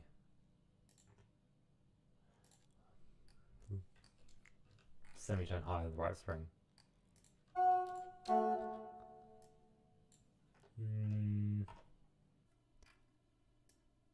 And then that's another reason actually from changing it from flute to bassoon, because oboe to bassoon would still be double reeds.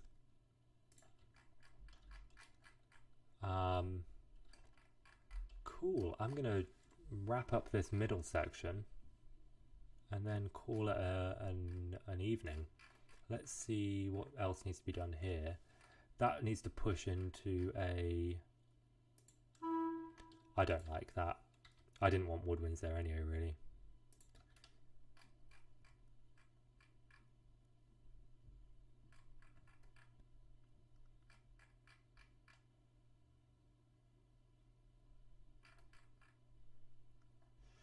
I don't even really like this.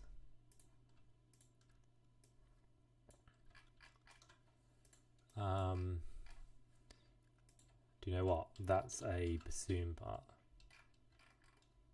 This. Can do that instead.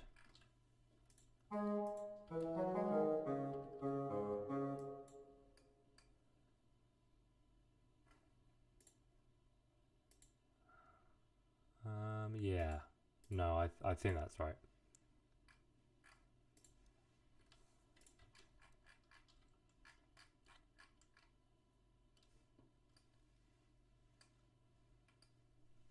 Cool.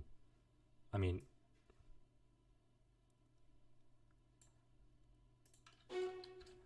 let's put it remotely. It's not going to look decent yet. Wow, look at this mess. All condensed and everything. Terrible. But we're getting there. We're getting closer there here. I mean, let me just knock down the stave size a bit.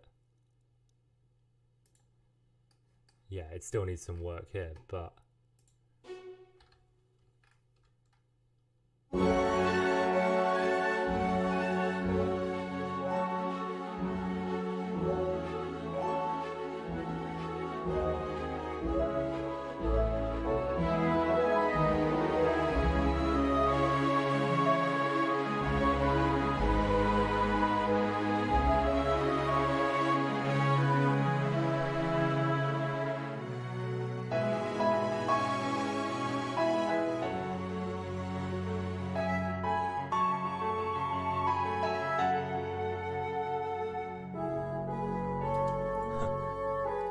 obviously none of that's done.